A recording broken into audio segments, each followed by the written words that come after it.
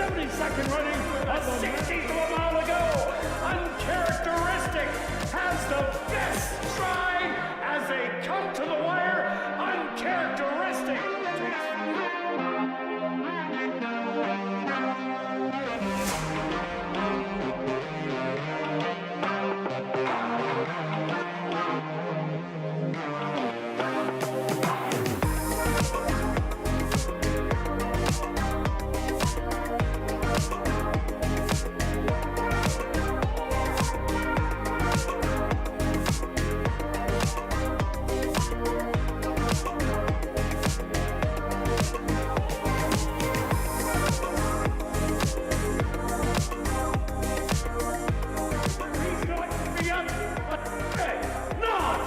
Take the 74th running of the Manitoba Derby. These two, a 16th of a mile to go. Manitoba is going to give Henry Witt Jr. his first Manitoba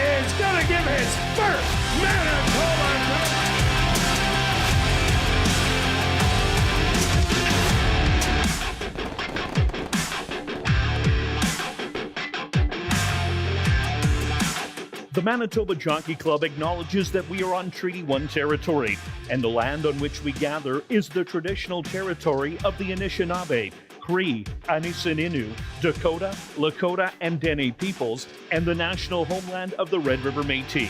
We pay our respects to the First Nations and Métis ancestors of this land. And welcome everybody to ASD Live, brought to you by Manitoba Liquor and Lotteries, day 34 on the racing calendar. Quick look back at last week's racing action. Who was hot? Well, on the jockey side, it was Praven Badri and Demario Bino, who both had 5 wins on the week. So that gives Praven Badri a little bit of breathing room on top. He's now up by 8 on Antonio Whitehall and Demario Bino. Neville Stevenson and Dane Dawkins also both had a couple of winners.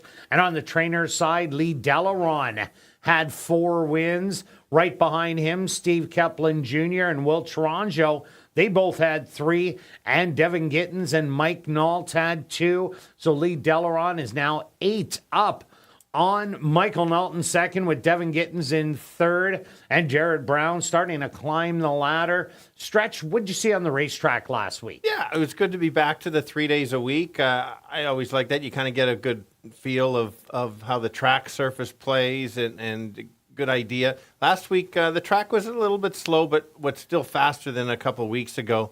So just kind of take note of that. Did some stats. Gate off the pace horse. There's 21 races last week. 15 of them came off the pace, or 71%. When was the last time it's been kind of that high of that many closers? Yeah, it's been a long time. Long time, for sure. We had some days that it was like 6 or 7 going gate to wire on a day.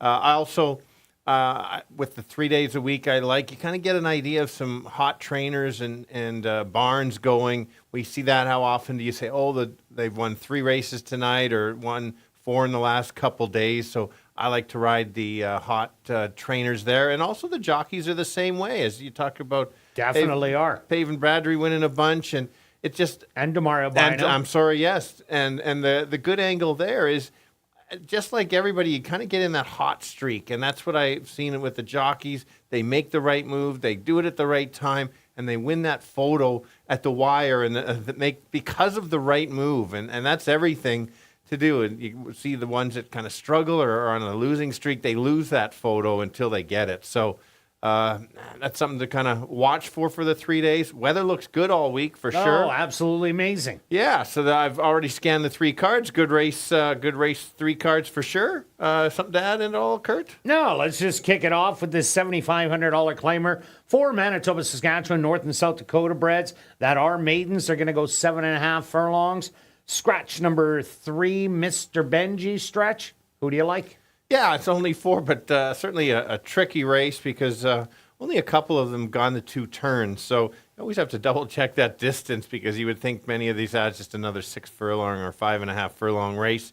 If I was sure of the race shape, then I could be a lot more confident in my selections. I don't mind your pick, obviously. So I'm not sure of the race shape, so therefore I'm not sure of my selections. But I'm going to go to the 2 as my top selection. I'm going with the speed, and really has that one running style, is try to grab the lead and kind of keep going. And so if they let this horse go, might be able to relax and just kind of carry the speed the entire way. We've seen that before. Yeah, no doubt about it. But I think Dancing in the Creek, even though they took the blinkers off today, will be forward in the race. So I think there is going to be some pace, and Banker's Day could also be a part of that pace. But I think it's going to adopt the off-the-pace running style. Last time out, had to battle it out every step of the way and just got a little bit tired in the end. I like the race previous to that where the horse stalked, got carried to the parking lot, and then battled to the wire to try and win it. That's the key race for me. Nice workout coming in. 48-3. That is a sharp one. And I just love that the horse has already gone the distance where the other ones haven't. So I think it gets a stalking trip, and it's my top play. Yeah, it was almost my top pick, and thank you for reading my notes on everything. So really, I have nothing to add. So clearly, you were busy, and you said, "What does Kirt? What's Stretch going to say about this race?" Agree with everything you said. I'll talk about the 4 first, so then maybe I can get some credit on this one. I did back this horse last time. Kind of came up short. Does take the blinkers off. That's part of the kind of puzzle in this race. Goes to the leader, come off. You think forwardly place. I don't disagree. Just does this horse absolutely battle up front? Has that 5 furlong work that's certainly going to help. Tricky. I'll go 2-1-4 though. Yeah, and I'm going to end up going 1, 2, and 4. Now we're going to carry on to race number 2, a $5,000 claimer for 3-year-olds and up that are non-2 lifers. They're going to go 7 furlongs. Number 2, Conte. Make the jockey Rashad Knights. Stretch, what about this one? Well, my lock of the night is the 6 is not winning this race. Yeah. So I did see that. Yeah, so let's go 5. Cindy's on graphics today, and she's going to be stuck with me today. So we're going to go 5-3-1. And Stretch, you did force me to look back in my program and say, who's the 6 horse? Did I miss one? I don't remember that. All right, thank you, Cindy. Yes, let's go with the 5. I think the 5 has a better chance than the 6 to win this. I think so, too. So going with the double dropper in here. Not only claiming price goes from the non-2 to the non-3, which I think is even bigger on that one. And also that race was a tough 12-5 non-3. So was it ever? I thought the horse ran a nice race, made that close. I think just was a little overmatched in those races. So I think it's the drop and pop spot for the win. Yeah, I think there's a lot of speed here. Conte, the filial shows speed. Double Caruba, I expect, shows speed. Maybe even Salto del Lupo has showed speed going around 2 turns. Diamond Concerto has tactical speed to sit close enough. It's out of post position 5, so that won't matter in this field, even though it is going 7 furlongs. But the company that the horses kept, way tougher than this. It'll be less than even money in here, but big shot to win. Absolutely. Let's go to the other. This last one did the drop and pop on the from the maiden special weight to the 7,500. Didn't disappoint like this horse last time. Looked good doing it. Lightly raced, and that's a good sign because I think this horse has every reason to improve. Won that maiden, builds the confidence, and I don't think distance should be a problem. Yeah, I don't think so either. That was a beautiful race last time out, stalking, drawing off to win easy. The only question mark is the distance. But with the way the horse ran last time out, it's only going an extra furlong. That shouldn't matter. So also a big player. And we both threw in number 1, Guaranteed Delivery. Here's a horse that will be rallying from off the pace. Ran second 2 outs ago against Giant One, who was just much the best in the race on the drop.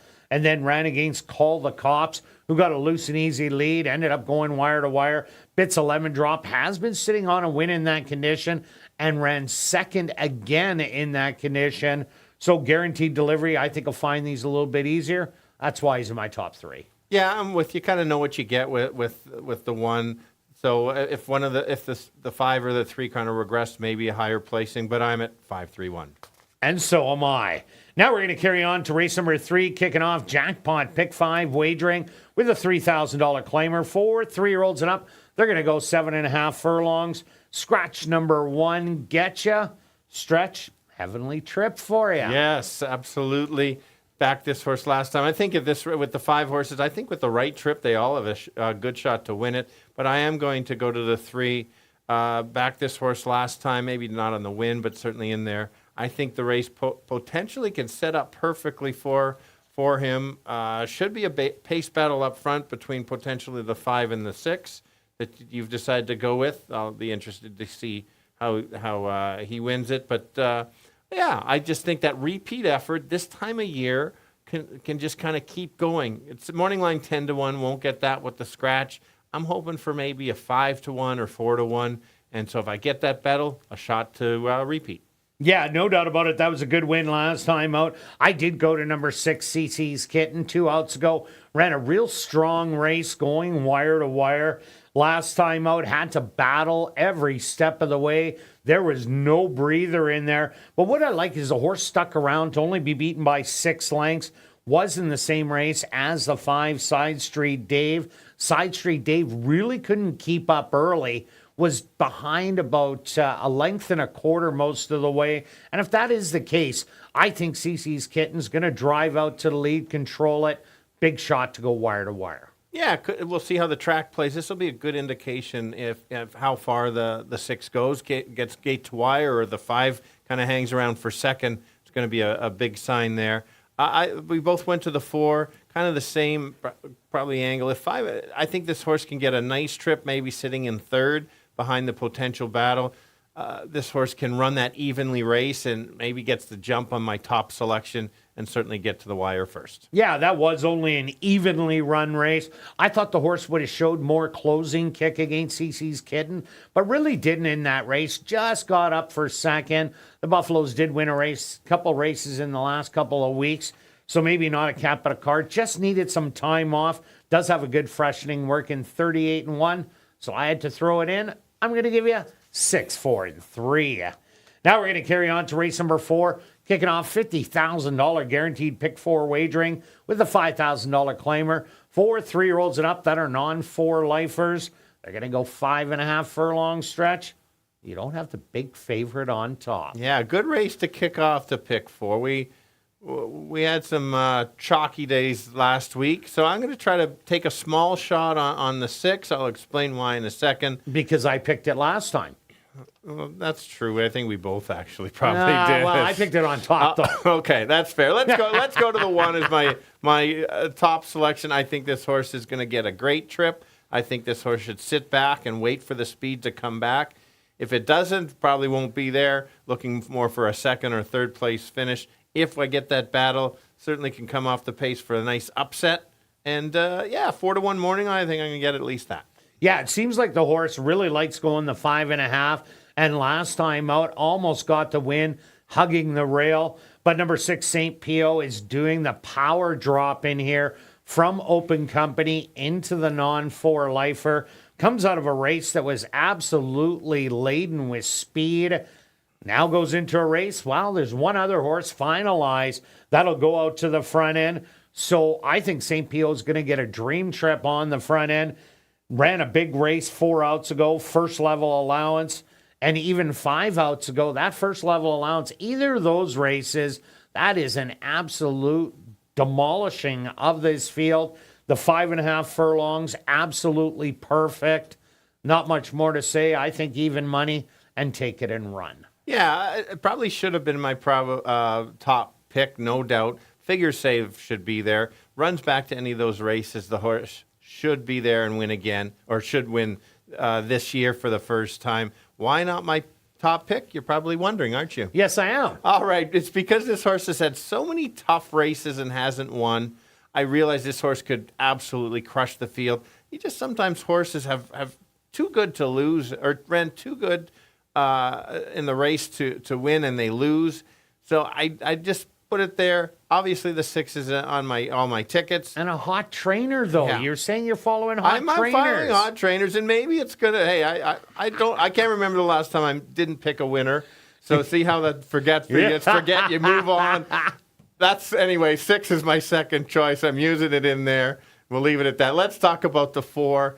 And I think this horse can just get a good trip. And yes, has lost to a couple of them in here, but with that right trip, could turn the tables and at least be in the exactor of the try. Yeah, 8 for 10 in the money. Made a belated rally last time out, but might sit a little bit closer. It does need to sit closer to get a big piece of things. Was off the rail most of the times. And with the other horses that are in here, big ticket, might be able to just get right down to the rail, sit there, wait for it to open up at the head of the lane, which it does about 19 out of 20 times, and maybe get a smooth trip. So I'm with you, Stretch, just a different order, 6, 1, and 4. Now we're going to carry on to race number 5, a $7,500 claimer for Manitoba, Saskatchewan, North and South Dakota breds that are non-2-lifers. They're going to go the 7 furlong distance, and the big dropper is No Magic. Yeah, and so I'd say another one of these kind of tricky races because of the distance change. And yes, there will be a big favorite. This time I'm on the big favorite. But it's hard to get a good gauge on this horse. The horse wins first out, then runs against No Show, No Call a couple times. I thought ran okay in those races. A little trouble for second time out. Fair enough. And then last time out did go the mile, and I thought that was not a bad race. It's a very good race for this level if it runs back to that race. So it drops to the claiming for the first time. Certainly can win it. I don't know if I can make this a big win bet on a type of horse like this. It's one of those, I think, if it just runs back to the other ones, it just wins because it's better.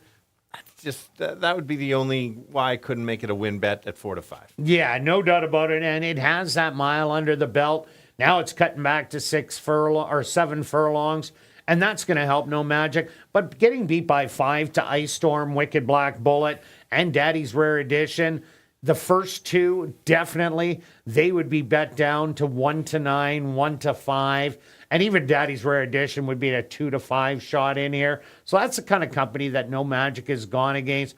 So because of that mile race and only getting beat by 5, it has to be my top play. For sure. I'm using the 5 because I knew you wouldn't use this 5 in second because you've backed this horse too many keep times. taking these speedballs going around 2 turns. Exactly the angle I'm using today. And they kill me every time. And it's just a pleasure to listen to the race call. Stretch is right again. But anyway, we'll see if this horse can carry the speed. It's the right type of temperature. We'll see how the track plays. Maybe the stretch out, the horse can relax and kind of keep going. I kind of tried to find a horse that could maybe upset the 6 because it would be a sprinter that may get away. Yeah, no doubt about that. I went to number 3, Keystone Cash as my second. The horse ran huge going a mile, not in a sharp time, 1:46, but it was the best out of the 3 that went to post that day and ran a really good race sitting behind the speed, pouncing on it, drawing off, but then it ended up getting DQ'd. The comeback race was also a good one, wearing down, picking riffs in the final strides to go on by. And then last time just got way too far out of it. I think this horse will appreciate the extra added distance. That's why he's second for me. Yeah, fair. You hit all the key points, so I'm 6-5-3. And I'm 6, 3, and 5. Now we're going to carry on to race number 6, a $7,500 claimer for 3-year-olds and up. They're going to go 7.5 furlongs. Scratch number 3, last Renegade Stretch. Who do you have? Well, with the scratch helped me in here because it went from 7 horses in the race to 6. So that's how I kind of found it a tough kind of race. I'll let you talk about your horse in a second. I like your pick, though. I will give you credit there. I will go to the 6 as my top selection. This horse was off a month last time and maybe came up a little bit short. Did have a good trip, but I think you're going to get the same trip today. So it is going to be my top pick, but far from a key in a sequence bet. Yeah, I don't see a lot of speed in here, and that could play against these horses that sit too far back. I went to the one Bossy Holiday, took the drop from the first level allowance down to 7,500, which is a massive drop at this time of the year, and ran huge. Only got beat by 2 lengths. Yes, Westover and Captive Kitten came from the back to rally past this horse. But that was the first time going around 2 turns, made the move early to get into contention, and was right there until late down the lane. The same kind of move, a half a furlong shorter, drawing the rail. A lot of things to like for me today. Yeah. Nothing else to add for you? All it was my price play of the day, but now it's not because Kirt's Mafia. I love the horse today. Kirt's Mafia is going to be all over it. You got all the key points, absolutely. Well, why wouldn't you when you read my notes? Let's talk about the 5. Ride 'em. Is the speed of the speed? It's just, but doesn't need to go to the lead. So, what do you think? Do you think go to the lead or off? I think Ride 'em will come just off of it today. Okay, that's fair. That's its best running style. Yeah, no, that's kind of what I thought too. It's one of those, though, if they give this horse the lead, the horse can go. And like you said, and I agree with you, can sit just off. So I'm taking 6-1-5, but may take a few more in there. And the 5, it's all about the distance. Went a mile last time out. I said this horse doesn't like a mile. Its perfect distance is 7 furlongs. Is going 7.5 today, but I think can last to the wire. I also took number 7, Frisco Kid, because there is not a lot of speed in here. Courageous could go to the front, but Frisco Kid did go to the front 2 outs ago, ended up lasting to the wire, winning by 1.25 lengths, and then was in way too tough against Fast Traffic and Will Is Chill. Takes the drop down to 75. This could be a drop in pomp if it gets an easy lead on the front end. So I'm going to give you 1, 5, and 7. Now we're going to carry on to race number 7, an allowance race for 3-year-olds and up that are non-2 lifers. They're going to go 6 furlongs, and another great race. It is. This is another one that I'm looking forward to. I think many of them in here have kind of a breakout race. It's going to run a big one. It's just a matter of who. Is it going to be Amazon? We'll see. Okay. We'll get to Amazon in a second. All right. I've been waiting for the 6 to come back. Should have taken it in third. Should have taken it third. 3/3. Okay. Well, it's going to pass a couple late and think it's in because the 6 will be so far in front. It'll think that could be. Anyway, well, maybe not. Like I said, I've been waiting for this horse to come back. Last time out, I kind of had it for third last time, but it was just in such a tough race. Wrong race shape for this horse. Was in a tough non-3. Like I said, this was a tough race. Managed to clear, which was impressive. 2 back. It was such a good race. That's why I've kept this horse in my notes. I think this horse certainly can clear. It might get some pressure early, but keep going. Yeah, I'm with you on that. I also like number 3, Kentucky Jake. If you're looking for a horse to rally from the back, Kentucky Jake ran a big race 2 outs ago against Ratliff City. In that non-3 lifer, Ratliff City has come back to win a first level allowance. And then last time out, ran against McKeag and Del Vecchio, going around 2 turns. Obviously didn't like it as much. Wasn't able to show that big kick that it does have really late. I'm expecting it to revert back to that. So as everybody else is chasing, Kentucky Jake will rally into him late. Yeah, and so that's a fair pick, and I'll be using the 3 also in there. I've been, chasing Green Amazon all year, and this horse continues to run okay. It's not like a bad effort. No, not at all. And does need the track to play to closers, and last week it was. We'll see how it plays. I might just heads up, Cindy, if it's a speed-holding track, it might be a stretch change alert. But also, if the pace stops, this horse certainly can get there and finally get that win.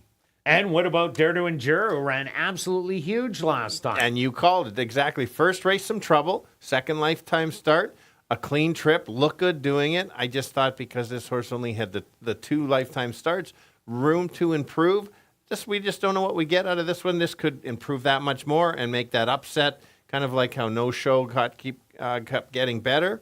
This is the type of condition it wins. And when you're in racing at this time of the season, some of the horses are kind of on a slight regression, 8, 10 starts. This horse is only in the 3rd. Fresh. Very fresh, 6-1-4. And I'm 6-3-1. Good luck with all your wagers this evening, and I'll be right back with the changes on this evening's Card Racing.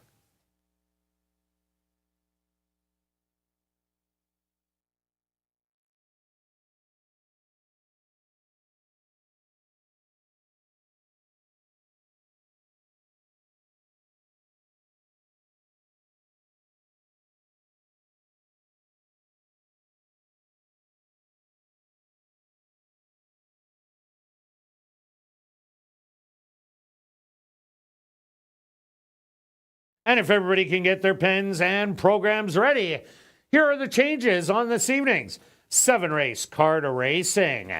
Turning your programs to race number 1, Easton 6th birthday race. Scratch number 3, Mr. Benji. Now turning your programs to race number 2, the SI Family Race. Number 2, Conti.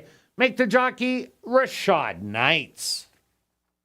Now turning your programs to race number 3, kicking off Jackpot Pick 5 wagering. Scratch number 1, Getcha. The Jackpot Pick 5 carryover, just over $42,000. Now turning your programs to race number 4, kicking off $50,000 guaranteed Pick 4 wagering. The Royce Finley and Associates from Royal LePage Prime. There's just one overweight. Now turning your programs to race number 5, our VIP Fan of the Night. There are no changes. Now turning your programs to race number 6, our first of 2 classic high 5 races. Scratch number 3, Last Renegade. Now turning your programs to race number 7, our other classic high 5 race. Just a couple overweights. Well, an absolute beautiful evening for racing here in Winnipeg. Maybe because it's so hot out, that's why it's sunny. And I'm glad they said mainly sunny, or you could even just say sunny because there's no clouds. You're looking a little more buff than me on there. I really shrunk.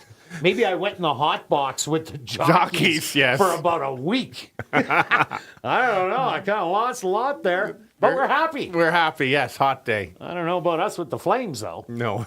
I wouldn't give flames to us. Under mainly sunny skies, the temperature 29 degrees Celsius or 84 Fahrenheit. The wind out of the southeast at 19 kilometers an hour or 12 miles an hour. And the track is listed as fast.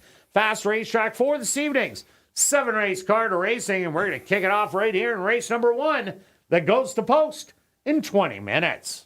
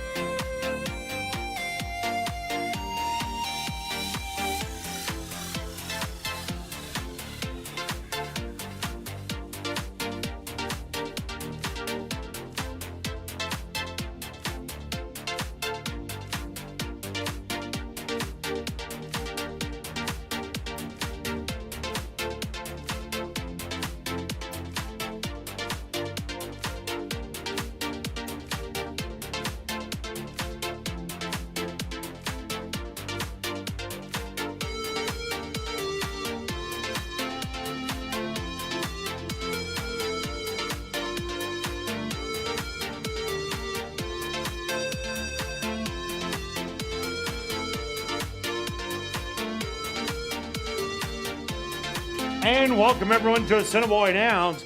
Be sure to enter your name for a chance to be our VIP Fan of the Night. Ballots are available in the lobby. If your name is picked, you're going to get the VIP treatment, including a $25 wagering voucher.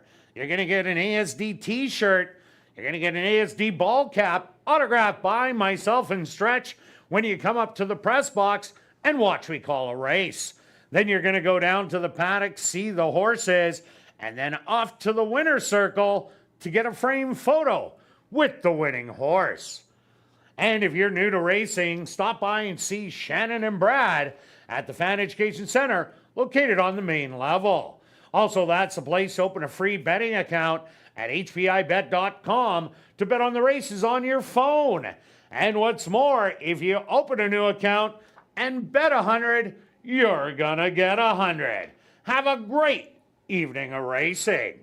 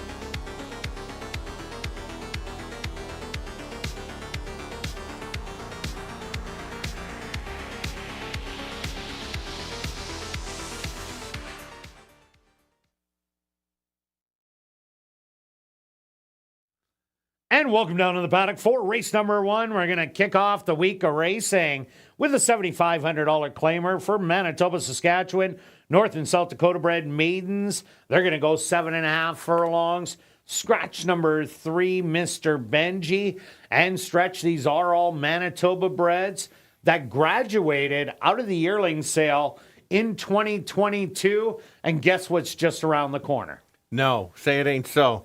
It's the yearling sale. And when is it, Kirt? It's Thursday. Excellent. Thursday, 2:30, right behind the grandstand on the Red River X grounds.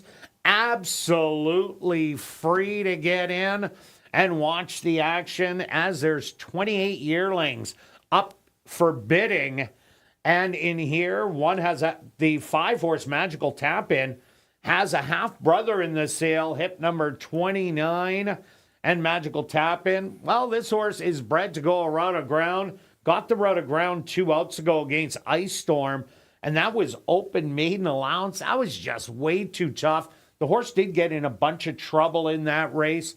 The comeback race, the horse just didn't like the 6 furlongs as the speed stuck around for the most part.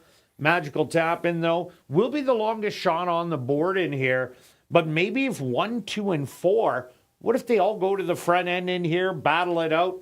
Maybe Magical Tap In will pick up all the pieces. Absolutely, not to mention it raced against No Show, No Call in the first lifetime start. So yeah, that's a tough spot to be in. And did close a bunch of ground. Yeah, and these are the type we see when they drop from the maiden special weight down. They can certainly be right there. Wouldn't be a surprise. I am going to go to the 2 as my top selection. Take note, as you mentioned, they're going 2 turns, 7.5, and so the 2 has not been the 2 turns, so it's a bit of a guessing game. Has shown speed most of the starts, especially the last 2. Got in a full-out duel, but won the duel last time, put away the other speed, and then got beat late. I'm thinking if this horse can get loose and try to carry the speed, maybe relax and try to keep going. Yeah, there's no doubt about that. We've seen that a lot this year. Loose speed horses, especially around 2 turns, get the job done. I like number 1, Banker's Day. Has a couple of 2-turn races under the belt. Ran a second in the Buffalo as a 2-year-old. And then last start ran a very credible 3rd. Only beaten 2 3/4 lengths in the end to open horses, Anano Caro and 3 Rough Shots. So I think Banker's Day is going to be the stalker in this race. Stalking, picking riffs, and dancing in the creek, who did battle it out the last time they met on July 22nd. So if that does happen, I think Banker's Day will get the sweet dream trip. Yeah, and that's the whole tricky part of this race, is because if they battle, then it sets it up. If they don't battle, one might go to the lead. They are taking the blinkers off the 4. Has a workout since, a nice 5 furlong work. Nothing fast, but I just like the work. Probably would have been without the blinkers. And we're trying the 2 turns, so it's just a matter of, can this horse handle the 2 turns? Maybe that's the difference. Yeah, ran as a 2-year-old without blinkers, and unfortunately ran into an undefeated horse in Can You Hear Me Running? So it might have been a better outcome with the blinkers off as a 2-year-old if it didn't have to run into that machine in there. All right, let's go to our wagers here in race number 1, Stretch. What do you have? Well, kind of explaining why I found this race tricky, I've taken a $3 one, or pick 3, 1, 2, 4, King the 5, and then the 3 and the 4. $1 would be 6. I'm that confident, Kirt, making it a $3 spending the 18. All right, you don't want to add the 6 in there at I all? should, because when I played it, the 3 was not scratched, so I'm kind of the cardinal rule leaving 1 out, but everybody should run to the wickets and take the 5. And myself, I'm just going to go 30 to win on the 1. Good luck with all your wagers here in race 1, and we'll see you back for race 2.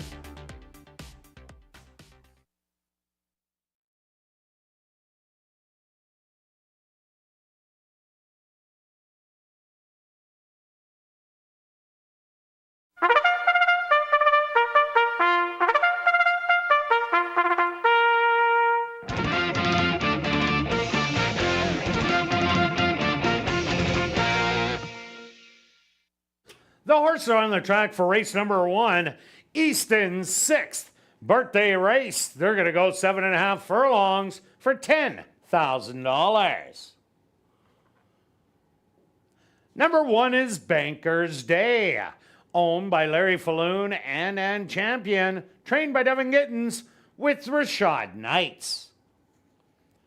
Number 2 is Pickin' Riffs, owned by 2 Points Ranch, trained by Carl Anderson with Demario Bino. Number 3, Mr. Benji, was scratched. Number 4 is Dancing in the Creek, owned by A2 Thoroughbreds and True North Thoroughbreds, trained by Michael Nault with Praven Badri. Rounding out the field is number 5, Magical Tap In, owned by Black Sox Stable, Final Stable, and Pat Wallace, trained by Curtis Maxwell with Antonio Whitehall. Easton's 6th birthday race here in race number 1. They'll go to post in approximately 3 minutes.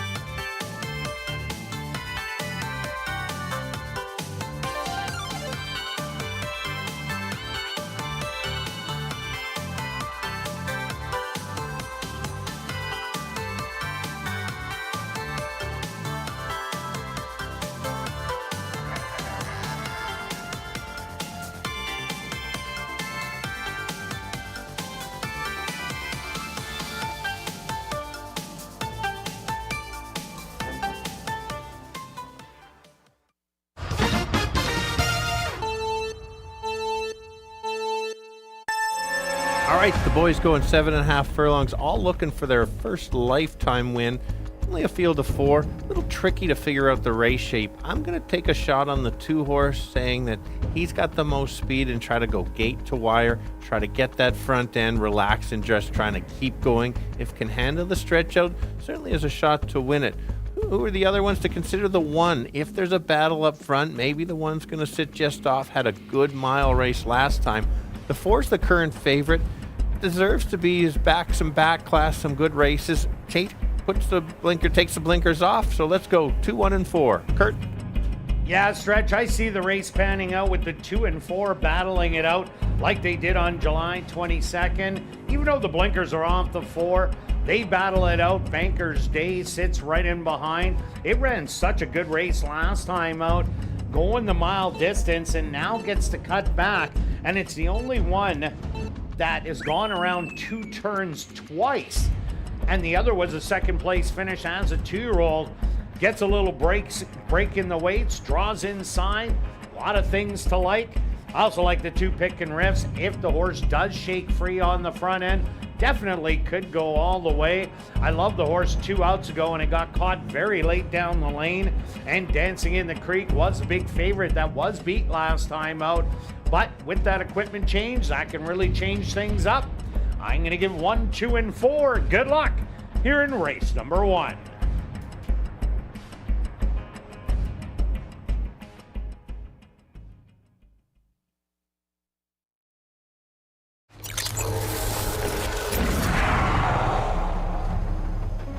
It's now 2 minutes to post time at ASD.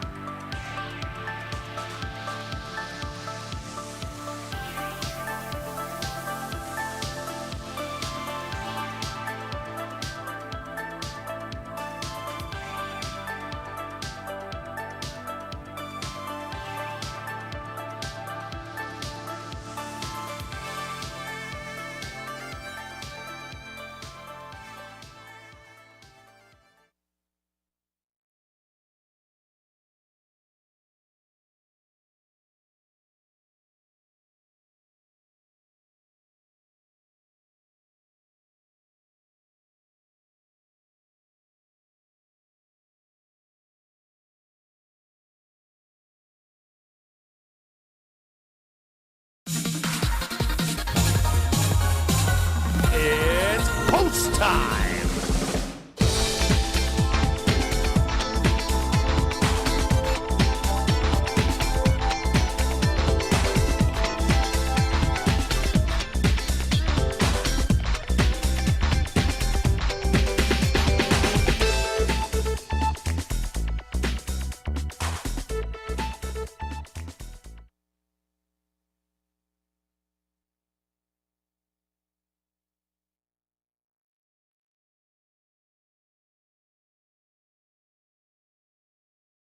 Banker's Day, the first one into the starting gate. Next up, Pickin' Riffs.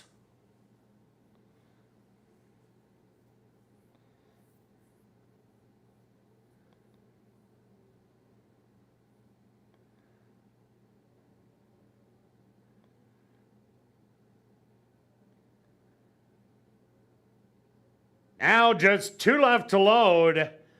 The 6-5 favorite, Dancing in the Creek.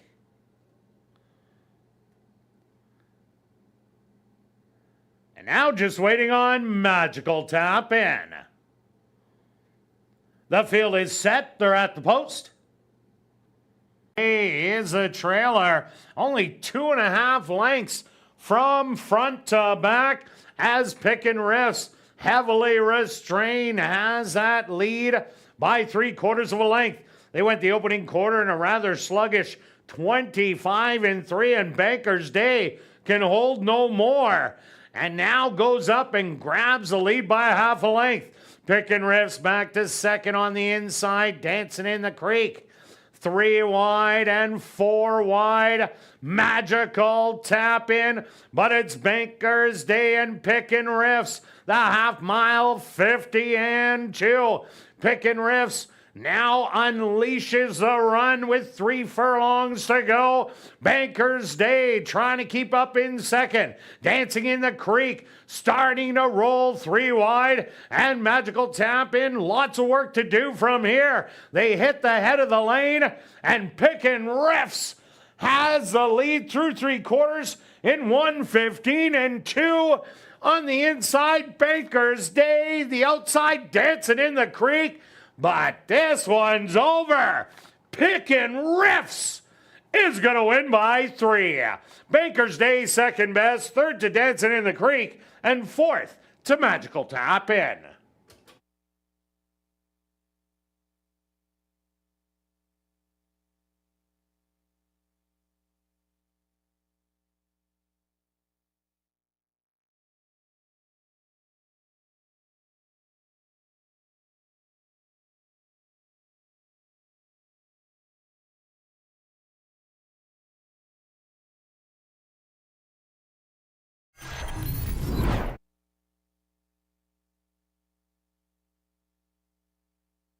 The Stewart's opposed to number 2, Pickin' Riffs, as your race winner.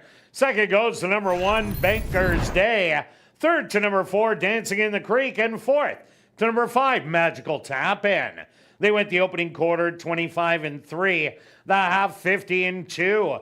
6 furlongs, 1:15-2. 7 furlongs, 1:28-3. Time for the 7.5 furlongs, 1:35-3.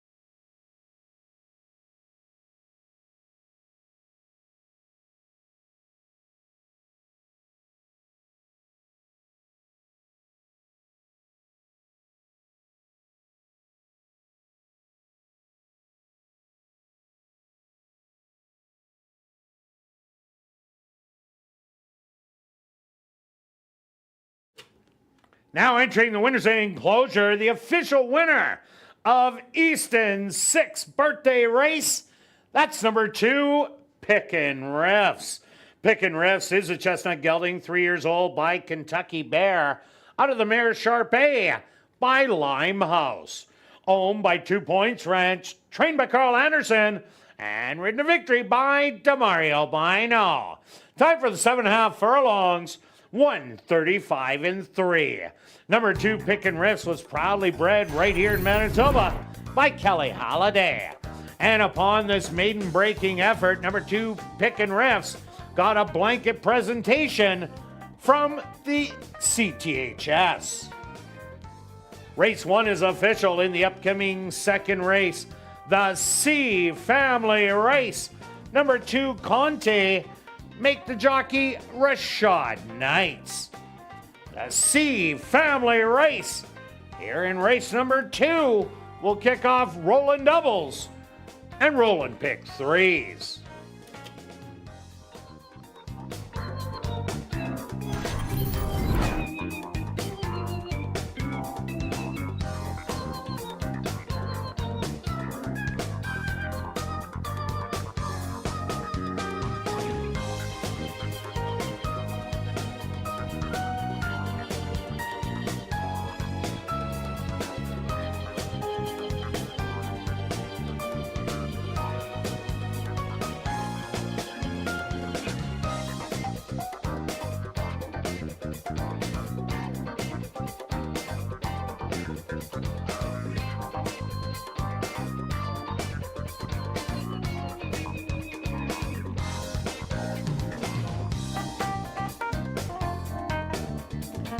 Be sure to check out the 140 VLTs in our spacious Club West Gaming Lounge, located on the second level of the grandstand and open all day, every day from 10 a.m.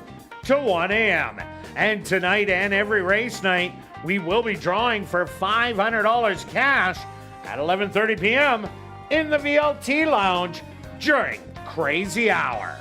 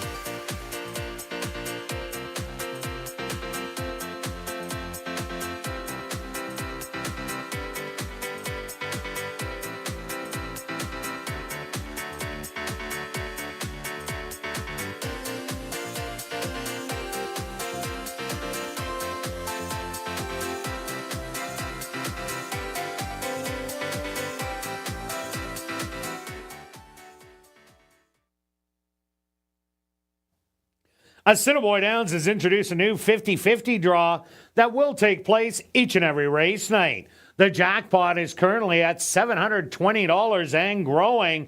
Tickets are 1 for 10, 10 for 20, 50 for 50, or 200 for $100. You can get those tickets at Guest Services, the VLT Cashier's Cage, the 50-50 ticket seller who is walking the facility, or you can just go to 5050.asdowns.com.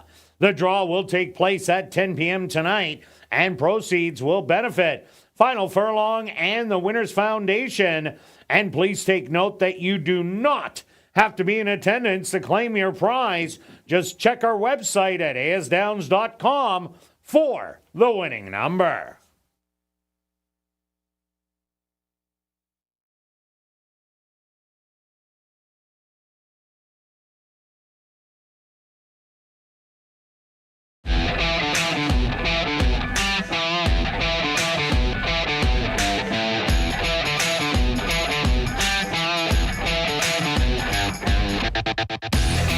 And welcome back down to the paddock for race number 2.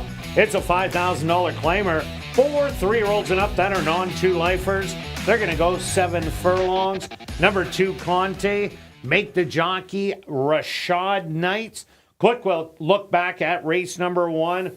Wow, what a great ride by Demario Bino, slowing it down early, being relatively unchallenged until Banker's Day went up, and then had more left in the tank and drew off to victory. You're absolutely right. It was, okay, I've got the most speed, but I don't want to go too fast, and then shut it down and waited. I like the move on Rashad, trying to make you have to go after the speed when you're going that slow, or you have no chance. So really good ride by both the 1 and the 2 to recognize the situation. All right, on to race number 2, Stretch. Who do you like? Okay, let's go to the outside. We're going 7 furlongs again, looking for their second lifetime win, all but the one, because it's the Manitoba Breds won 4 races. This 5 horse was in the non-3 last time and the Derby Trial 2 back. Nobody was beating Mr. Phillip in that race. No shot. No. But that last race was such a good race. There were so many good horses in that 12 non-3. Now you're into 5 non-2. I like where Wendy has spotted this horse. This is her good spot to get that win. The stretch out is no problem. You look at a couple of those allowance races, certainly there, and even including exacting a stakes placed horse. Yeah, that 7 furlong race it ran in that allowance non-2 lifer against Lieutenant Norm, Valid Defense, and Green Amazon. That was a great race where Diamond Concerto went for the win, and that's why it ended up 4th. If it didn't go for the win, it would have been easily 2nd in there. So this is a massive drop. We both also like number 3, Double Karuba, taking all the money right now.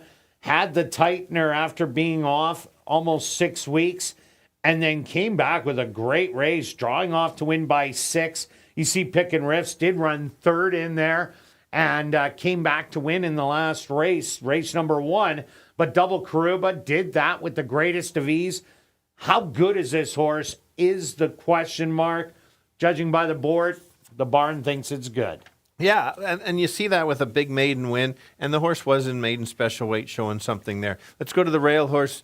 We know this horse is going to sit back and try to make that late close. Well, it's going to need some pace to run out. If there's a battle up front, the horse has a shot at the win. Other than that, maybe a 2nd or 3rd. And number 2, Conte. This is the only filly against the boys.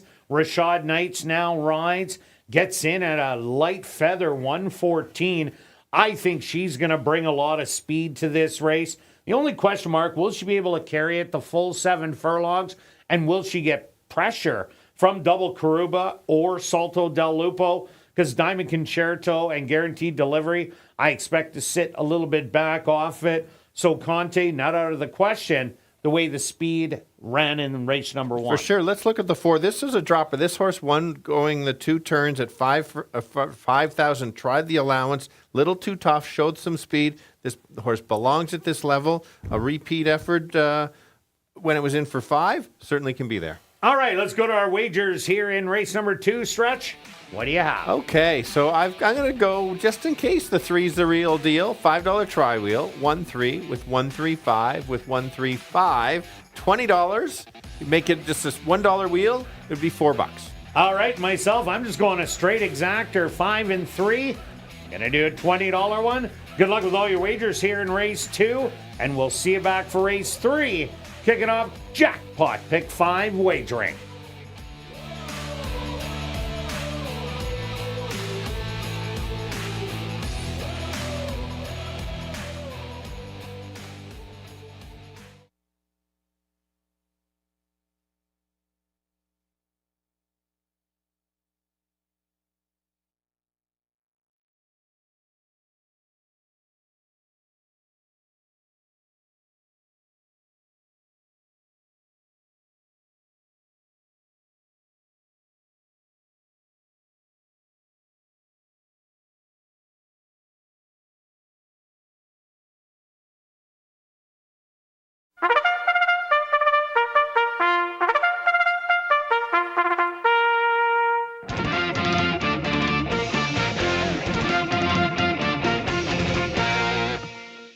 The horse on the track for race number 2, the C Family Race. They're going to go 7 furlongs for $10,100. Number 1 is Guaranteed Delivery, owned by 2 Points Ranch, trained by Carl Anderson with Dane Dawkins. Number 2 is Conti, owned by Arneson Farms and Oslin Bell, trained by Lise Pruitt with Rashad Knights. Number 3 is Double Karuba, owned by A2 Thoroughbreds and True North Thoroughbreds, trained by Michael Nault with Praven Badri. Number 4 is Salto del Lupo, owned by Murray Duncan and the estate of Gerald B. Stewart, trained by Murray Duncan with Dwight Lewis. Rounding out the field is number 5, Diamond Concerto, owned by Wind Dancer Stable, trained by Wendy Anderson with Javanil Patterson. The C Family Race. Here in race number 2, they'll go to post in approximately 3 minutes.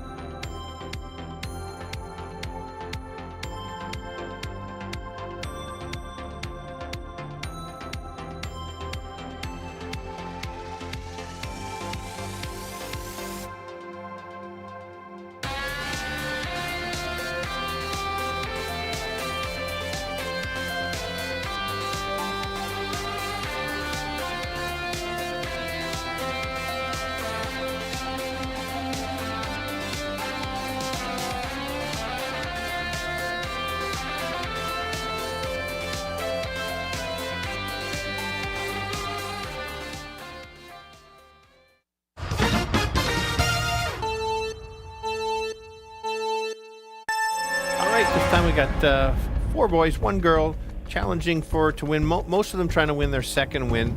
Lifetime going 7 furlongs. So let's go to the outside, the favorite. This horse has been running against extremely tough competition. Now drops to a much easier field.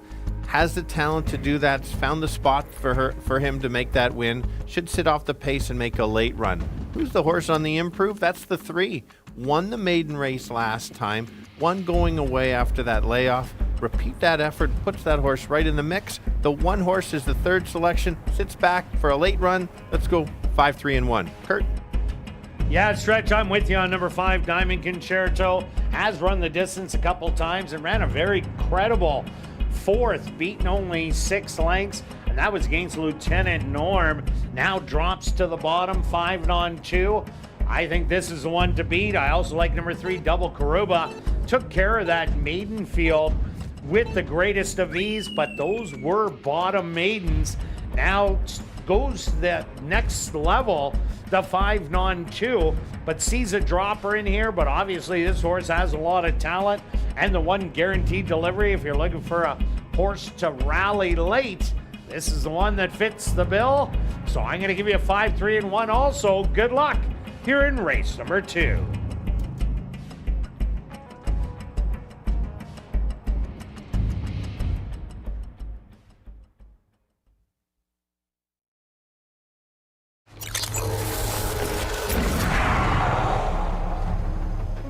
It's now 2 minutes to post time at ASD.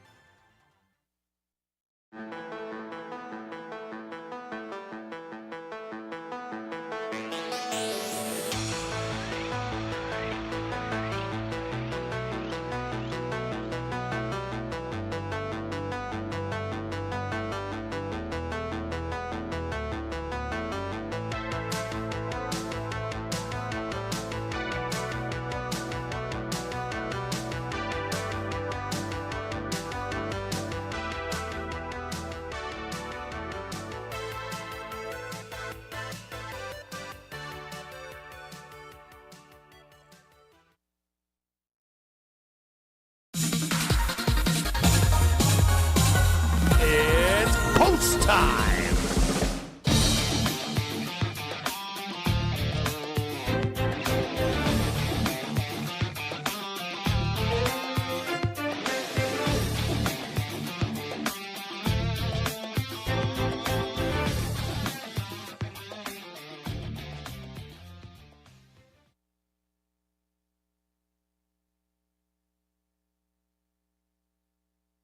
Guaranteed Delivery, the first one into the starting gate.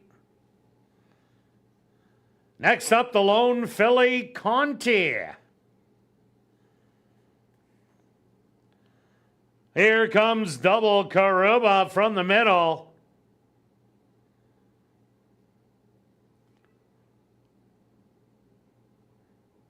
Just 2 left to load.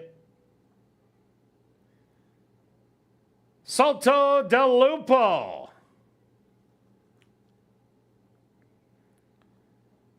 And just waiting on the even money favorite, Diamond Concerto.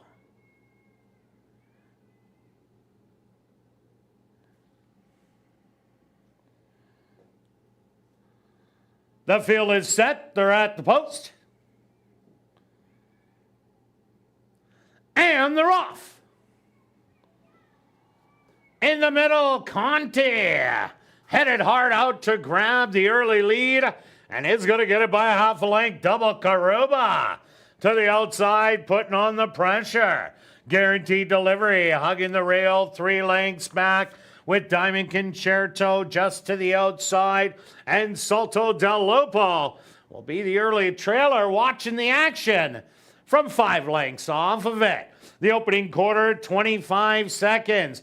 Conte with the half-length advantage. Now Diamond Concerto wants the lead and is going to go by a long neck. Conte to the inside. On the outside, Double Karuba in third. Guaranteed Delivery with Horse on the rail in fourth. And Salto del Lupo is the trailer. The half mile a quick 48-4.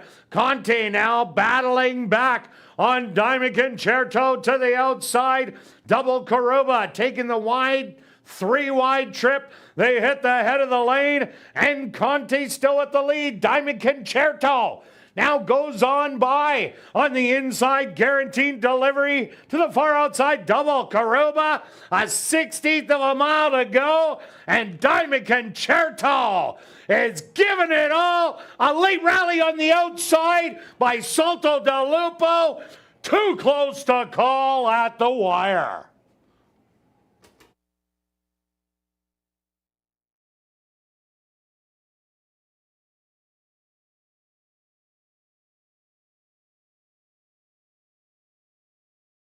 The stewards have requested a photograph to determine the winning horse. They went the opening quarter, 25 seconds. The half, 48-4. 6 furlongs, 114-4. Time for the 7 furlongs, 129-1.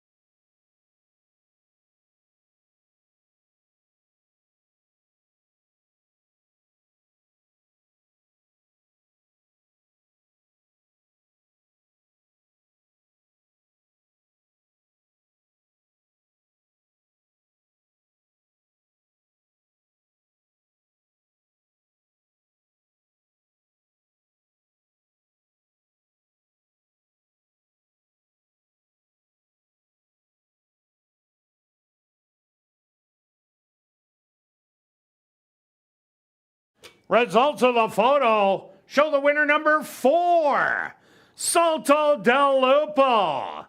Second goes to number 5, Diamond Concerto.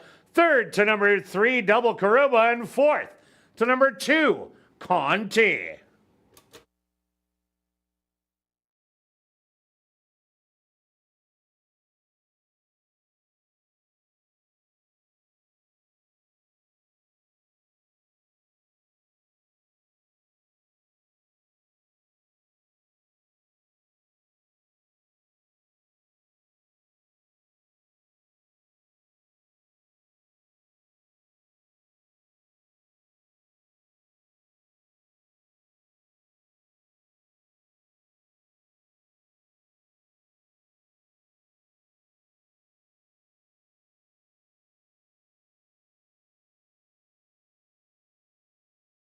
Now entering the winner's enclosure, the unofficial winner of the C Family Race. That's number 4, Salto del Lupo. Salto del Lupo is a dark bear brown colt, 4 years old, by Protonico, out of the mare Just Fine by Donnerell Court. Owned by Murray Duncan and the estate of Gerald B. Stewart, trained by Murray Duncan, and ridden to victory by Dwight Lewis. Time for the 7 furlongs, 129-1.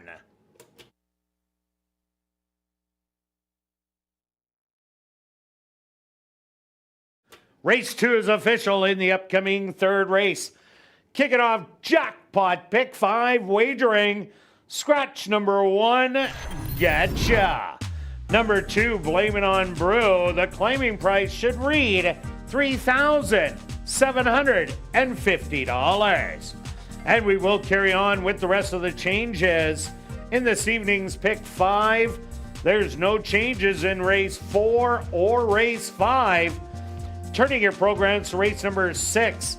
Scratch number 3, Last Renegade. And there's no changes in race number 7. Jackpot pick 5 wagering with a carryover of just over $42,000 kicking off here in race number 3.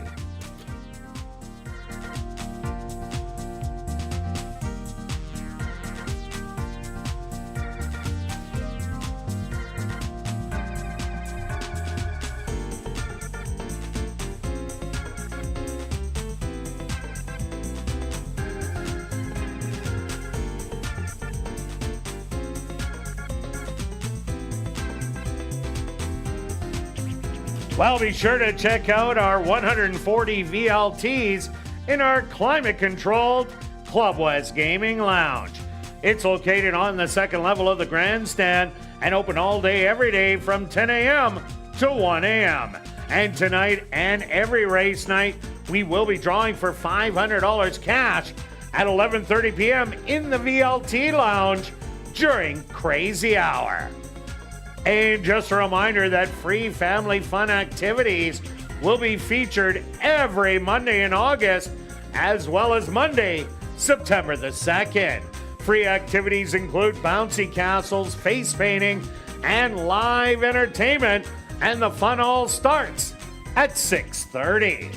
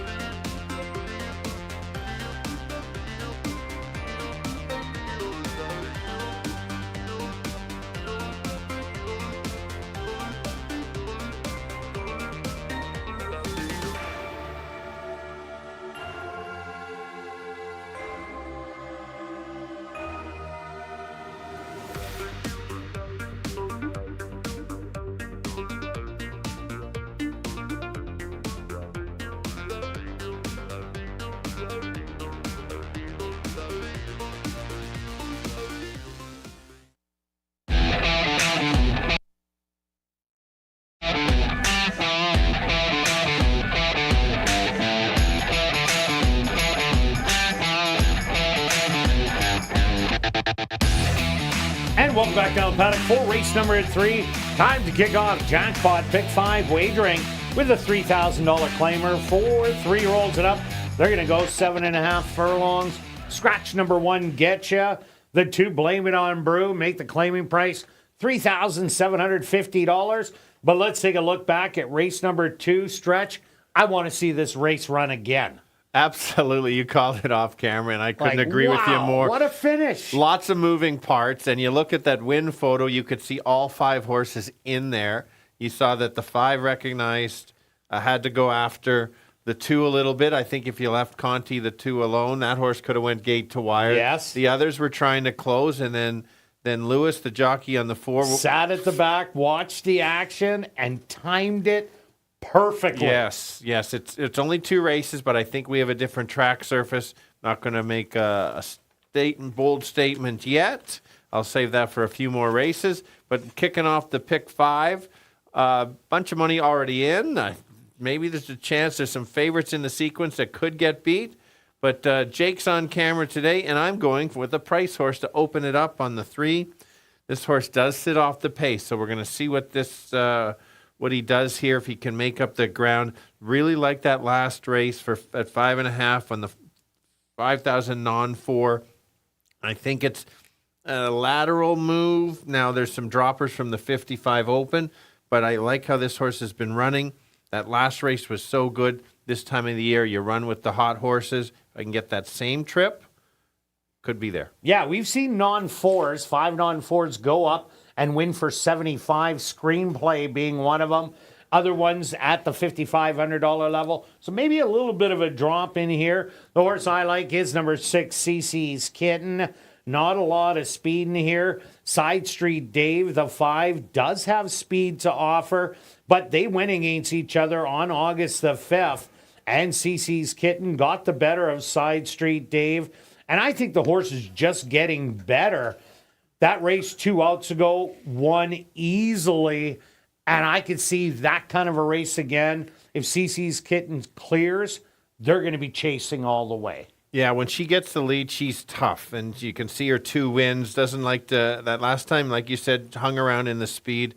But when she, like I said, gets that lead, watch out. Yes, he. Like I said, he. Because yes. I get confused on That's okay. the other kittens. Why don't you talk about the she? Blame it on Brew. Yes. Okay, let's talk about the 2 for sure. This is my other long shot in here. Not really a long shot. You had the scratch. I think it shows you how wide open this race is. This horse is another one of those closers. Won the last race at a nice price. Sat just off and got up. Has 4 wins at the distance in the DRF anyway. That's pretty good. The horses like certain distances. This is not a normal distance of the 7.5. So you want to make note of that. Yeah, no doubt about it. Also look at number 4, Not a Cat But a Card. This horse took the drop from 75 to 55 and then on to 3,000. Was the favorite in there. Ran a really good second. Was only beaten by 3 lengths. Had a little time off in between, but a freshened workout in 38-1 breezing. This horse will be a stalker in here. For sure. When Dave takes the right street, he can see how I timed that. Yeah, in. I seen that. That's very good. He can be tough. If he gets the lead, watch out. He is a game horse. It just has to get that right trip. Let's throw out the last race. Drops in class could be the wake-up call. You've got a new jockey of Neville who likes to send. All right, let's go to our wagers here in race 3. Pick 5 time stretch. What do you have? How many tickets? 7s are wild on. Oh, are they ever? If there was a 7, you used to be betting the 7. I've got. Well, maybe there's a 7 on your program. Maybe. Based on if you There's saw. extra 6s. Why not a 7? Let's play 1 ticket and a win bet. Let's start with the $18 to win on the 3, taking a shot on that horse.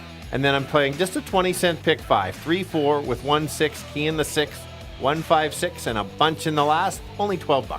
And myself, I'm taking 4 and 6 in here, then keying the 6, then taking 3-6, 1-5-6-7, and rounding it out with 1-3-6-7. That's a 40-cent ticket for $25.60. If you want to do a 20 center, that's only $12.80. Good luck with all your wagers here in race 3, and we'll see you back for race 4. Kicking off $50,000 guaranteed. Pick 4 wagering.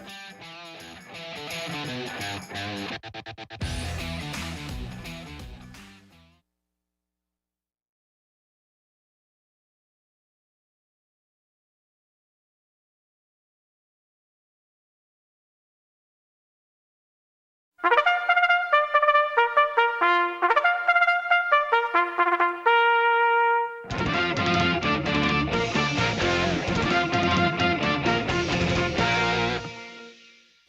horse on the track for race number 3. They're going to go 7.5 furlongs for $10,500. Number 1, Getcha, was scratched. Number 2 is Blame It On Brew, owned and trained by Norbert Cashane with Praven Badry. Number 3 is Heavenly Trip, owned by Black Diamond Stable and Jerry Geddes, trained by Tom Gardapi Jr. with Ronald Alley. Number 4 is Not a Cat But a Card, owned by Larry Liebrecht, Ron Phelps, and Deb Buffalo, trained by Marvin Buffalo with Ronaldo Cumberbatch. Number 5 is Side Street Dave, owned by Sanderson Stables, trained by Bruce Sanderson with Neville Stevenson. Rounding out the field is number 6, CC's Kitten, owned by Black Diamond Stable, trained by Tom Gardapi Jr. with Rashad Knights. Jackpot Pick 5 wagering here in race number 3. They'll go to post in approximately 3 minutes.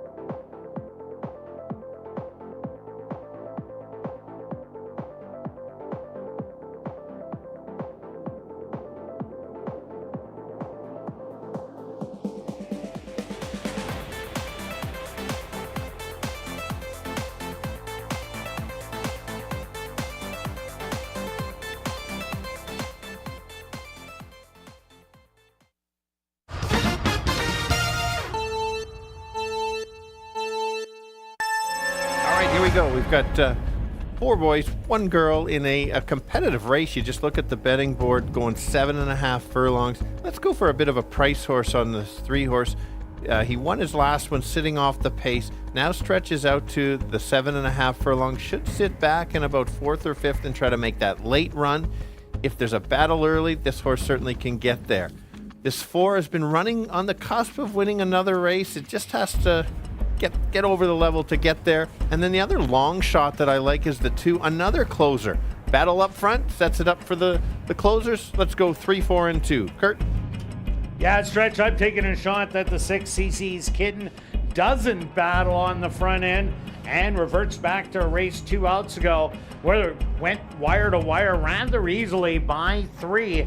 There is other speed in here. The 4 and the 5 can offer it to the race, but I just don't think they're quick enough to go with CC's Kitten. Track seems to be playing pretty good to speed.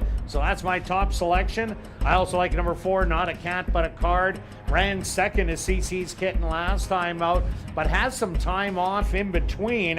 Has a freshening up workout in 38-1, and definitely the best effort is good enough to win. And rounding out my top 3 is number 3, Heavenly Trip. Just got up in the final strides last time out. The distance is the big question mark in here, but maybe the horse is just starting to liven up. So I'm going to give you 6, 4, and 3. Good luck here in race 3.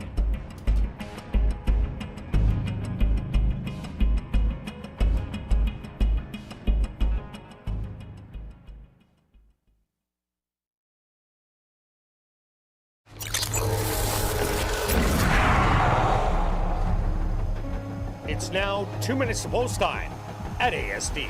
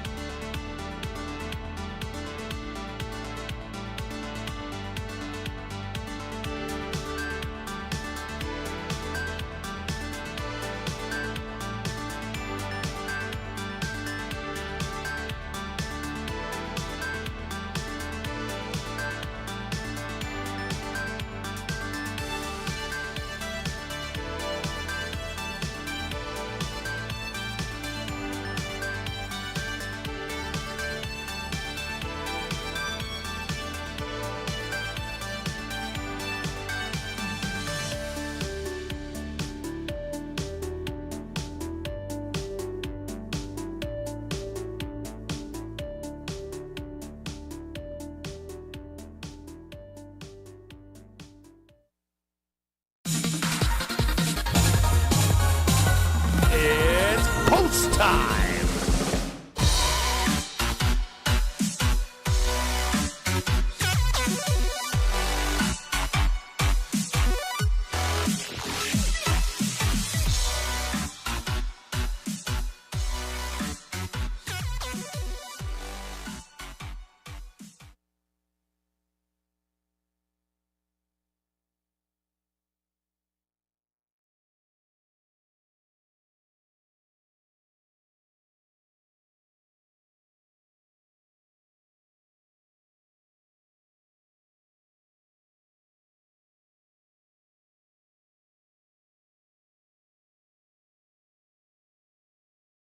Blame It On Brew, the first one into the starting gate. Heavenly Trip ready to go in.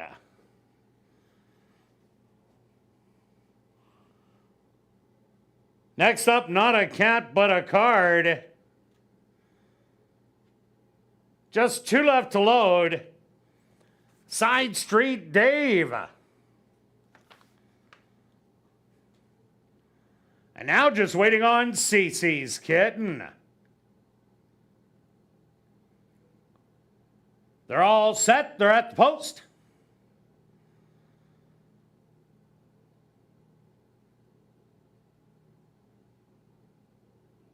And they're off.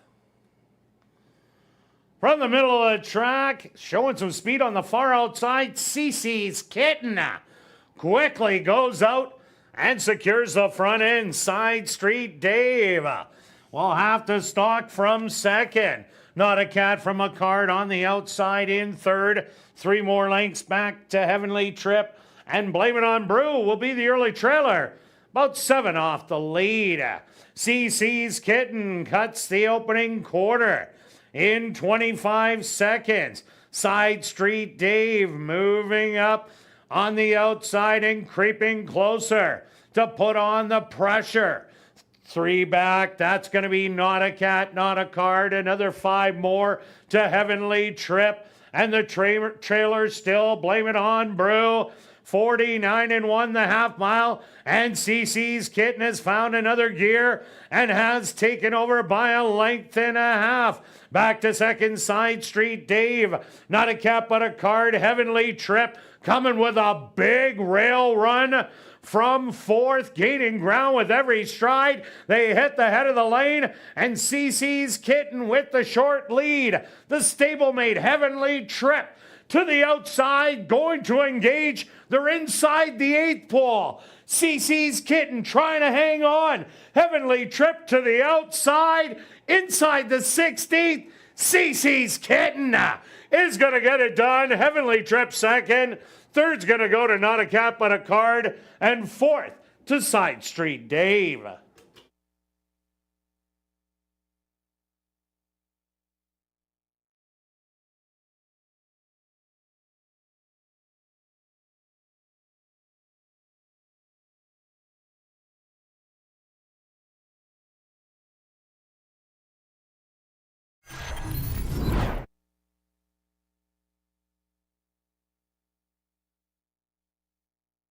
The Stewart's a pulse of number 6, CC's Kitten. As your race winner. Second goes to number 3, Heavenly Trip. Third to number 4, Not a Cat but a Card. And fourth to number 5, Side Street Dave. They went the opening quarter 25 seconds. The half 49-1. 6 furlongs, 115-1. 7 furlongs, 129. Time for the 7.5 furlongs, 135-4.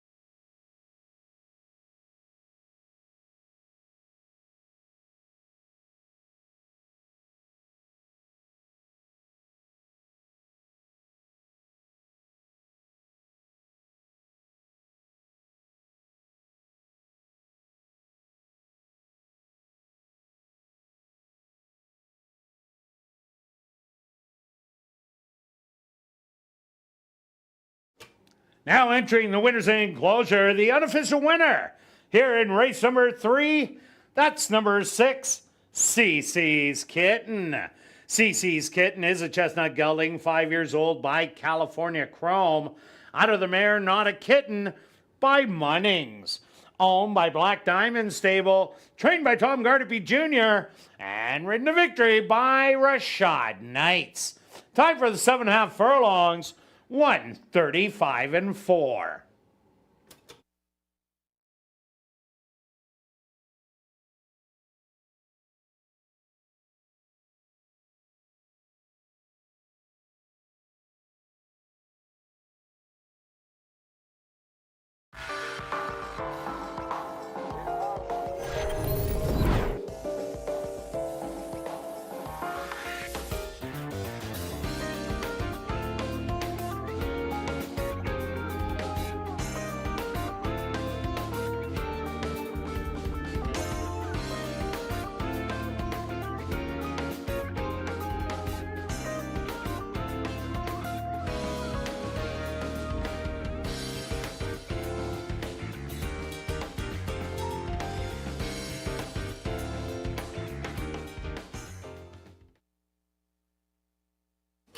And ladies and gentlemen, directing your attention back down to the winner's enclosure.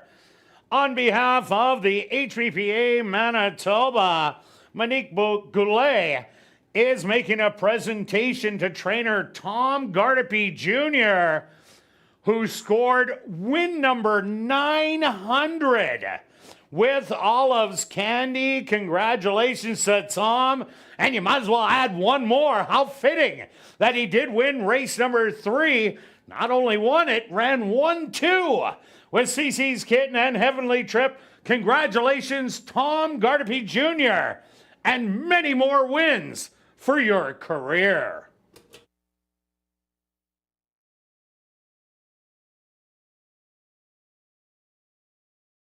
Race 3 is official in the upcoming 4th race.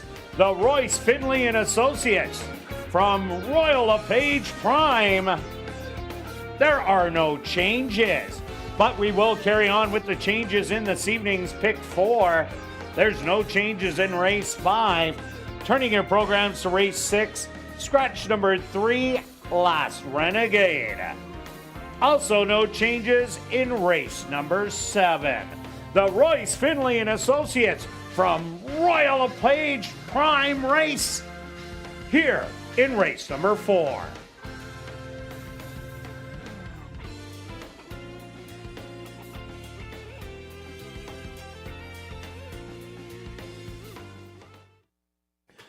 And ladies and gentlemen, we've drawn our VIP Fan of the Night. Congratulations goes out to Sandy Sexsmith.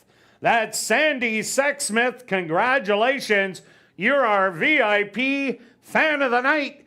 Please report to guest services on the main floor, South End.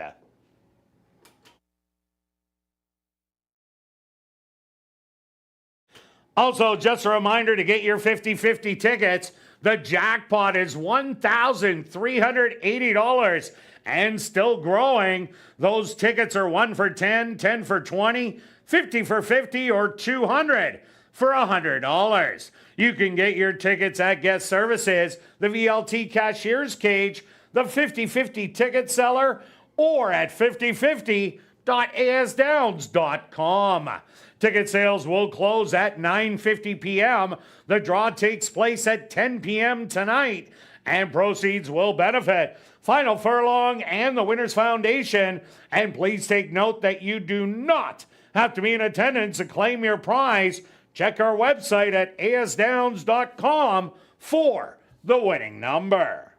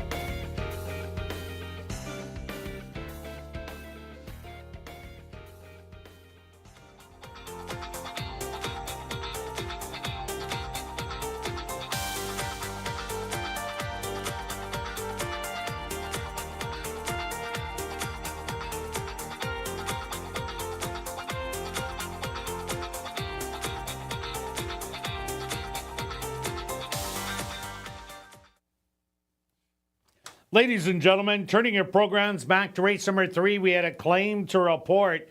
Claim for $3,000 was your race winner.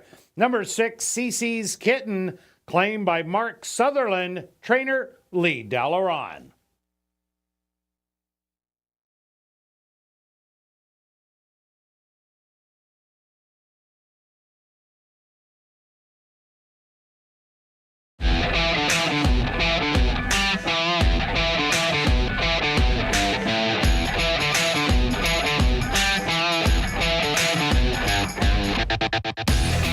And welcome back down the paddock for race number 4, kicking off $50,000 guaranteed pick 4 wagering with the $5,000 claimer for 3-year-olds and up that are non-4 lifers.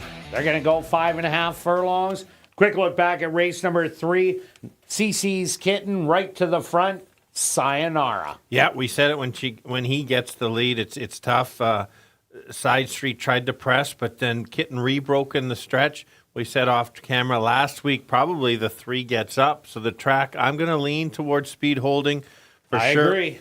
And so here we go, kicking off the pick 4. Good sequence here. I'm going to start with, this is a tough sequence. 6 is going to be the favorite, but yeah, Jake's got the 1 who's going to be my top choice in here. The horse that just lost in the last race is Heavenly Trip.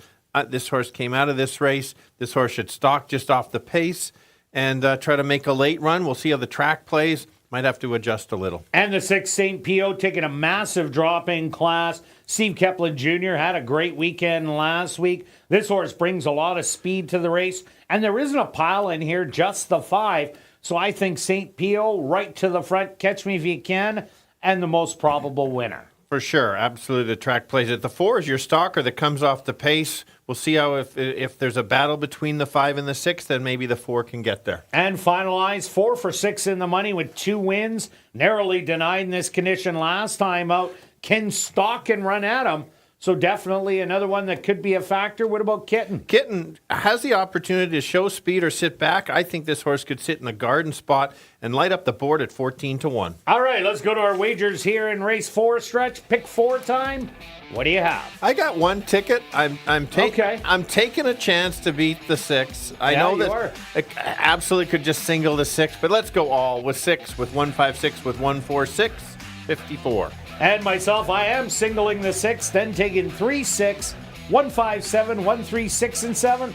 Only $24. Good luck with all your wagers here in race 4. We'll see you back for race 5.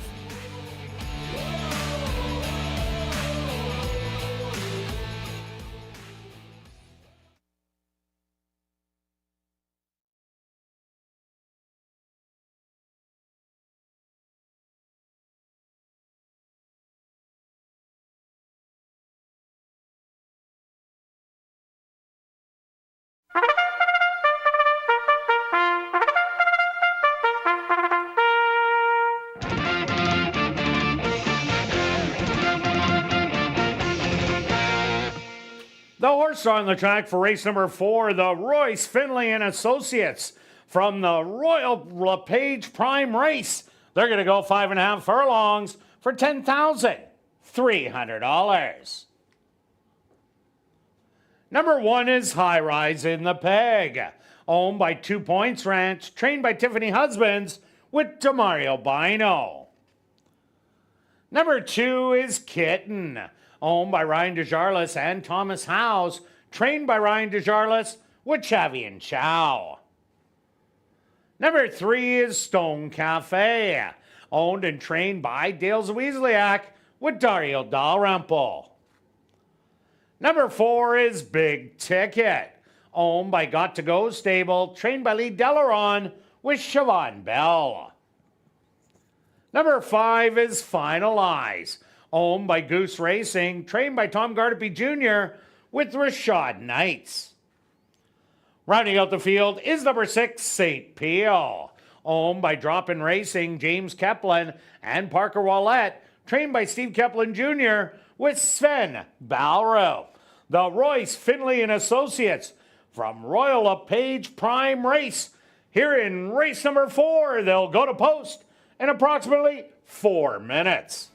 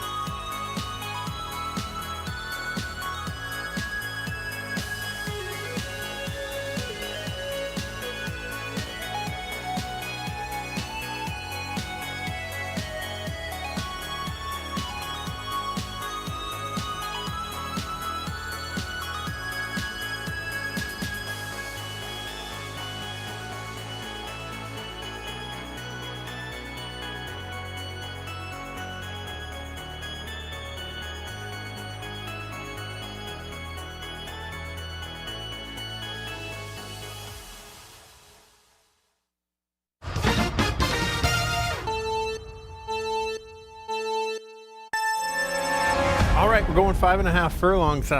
Competitive race. The favorite's on the 6 on the outside, but let's start with the 1. Should sit just off the pace, maybe in 3rd or 4th, and try to make a late run. This horse is on the fringes to win this year. Just needs the right trip. 6 might be the best in here. We'll have to battle early, but has battled some tough competitors all season long. Puts the speed away, just might keep going. And a bit of a price horse to maybe include in your exacta or try. That's the 4. Again, another one coming off the pace. We'll see how the track plays. 1, 6, and 4. Kirt? Yeah, Stretch, I do like number 6, St. Pio, taking a big drop from open company into the non-4 condition. We've seen lots of horses do this, but usually they're off form. St. Pio is not. Some of those races that it ran this year are good enough to beat this field quite handily, and with the speed, I think it's going to wire them. I do like number 1, High Rise in the Peg. This horse is starting to come into itself, fit and ready to go, a late closer, as is number 4, Big Ticket. Another rallier from the back. I'm going to give you 6, 1, and 4. Good luck here in race number 4.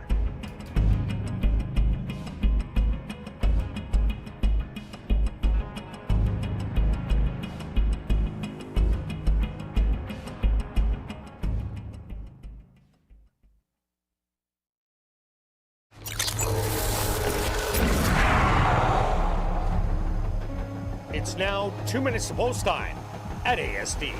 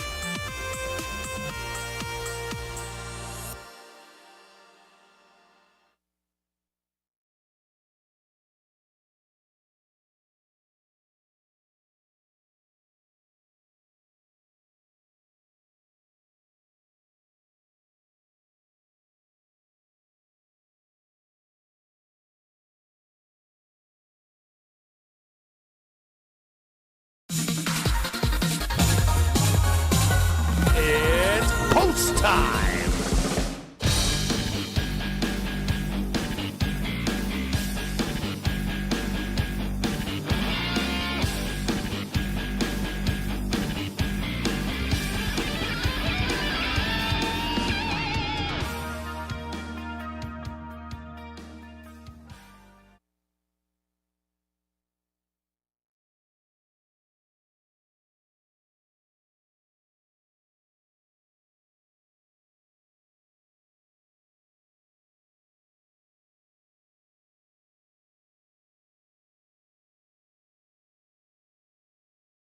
High rise in the peg, the first one to step in.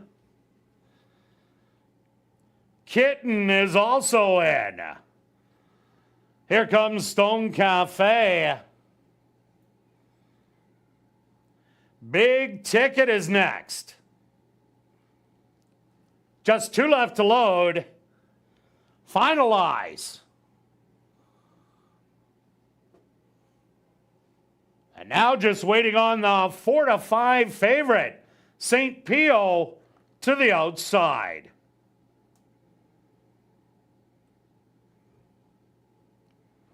The field is set. They're at the post. And they're off. Quickly from the outside, St. Pio and Finalize. These two set to do the early battle. Kitten in a nice position, stalking, only a length and a half off of it. Another half length back to Stone Cafe in a good position, 3 wide, Big Ticket, and High Rise in the peg will be the early trailer. 23-3 the opening quarter. Now St. Pio takes over as a leader by a length and a half. Finalize is back to second. Kitten moves up 3 wide in third. 4 wide. Here comes Big Ticket. And the trailer still High Rise in the peg. They hit the head of the lane. And it's St. Pio now pouring it on through a half of 48-4. St. Pio up by 7, and the favorite won't disappoint. The battle is on for second. High Rise on in the peg, got second. Third's going to go to Big Ticket, and fourth to Finalize.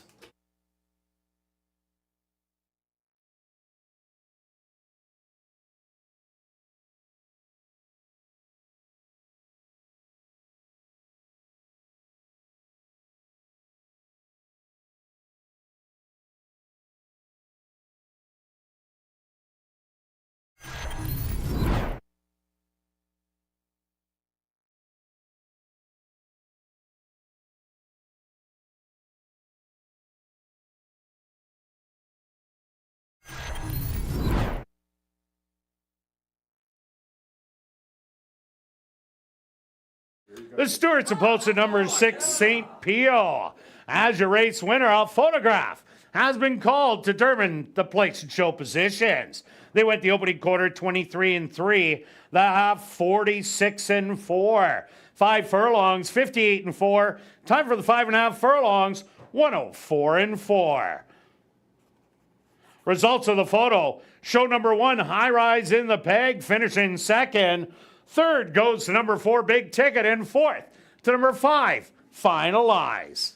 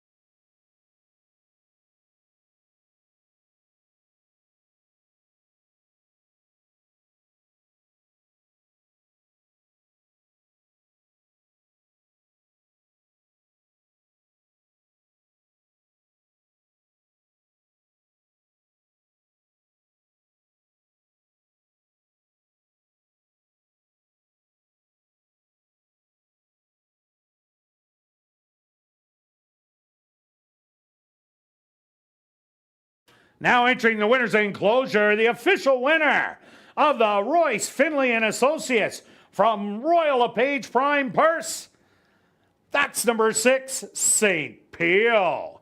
St. Pio is a dark bear brown gelding, 5 years old, by Distorted Humor, under the mare Liberty Lady by Bernardini. Owned by Drop-In Racing, James Kaplan and Parker Wallette. Trained by Steve Kaplan Jr. and ridden to victory by Sven Balrup. Time for the 5.5 furlongs, 104-4.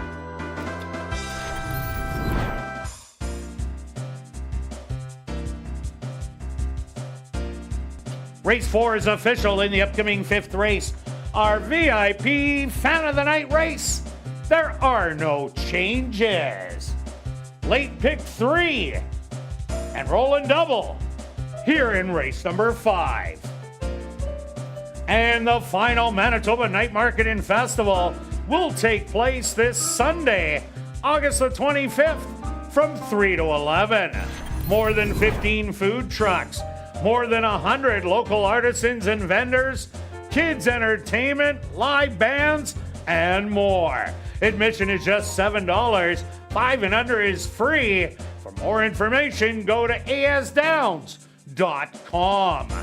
And also take note that we did modify our racing schedule and we have added some dates in September. Our race meet will now end on Tuesday, September the 24th. And as you might already know, as we did run last Wednesday, Wednesday racing is back in action, and you can see our revised schedule at asdowns.com.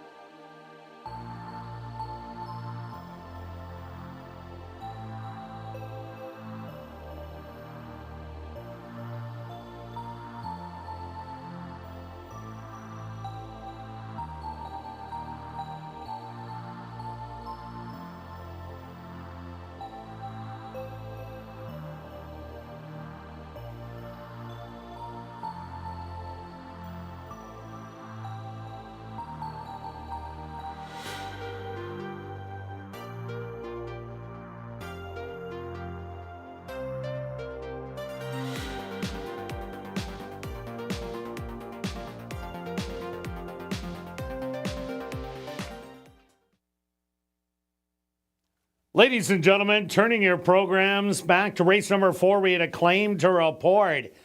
Claimed for $5,000 was your race winner, number 6, St. Pio, claimed by Racing Lake Stable, trainer Maria Stanford.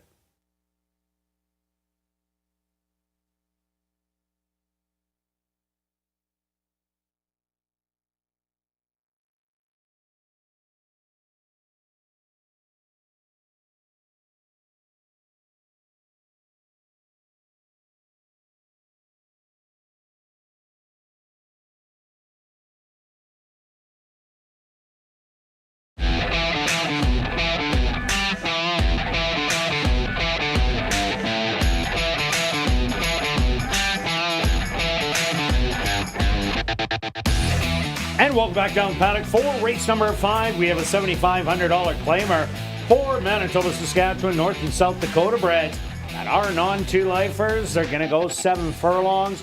Quick look back at race number 4. Well stretched, St. Pio went to the front, and there was no looking back. No, didn't have to deal with some of the competition. It did the last 4 or 5 starts anyway, has run so well.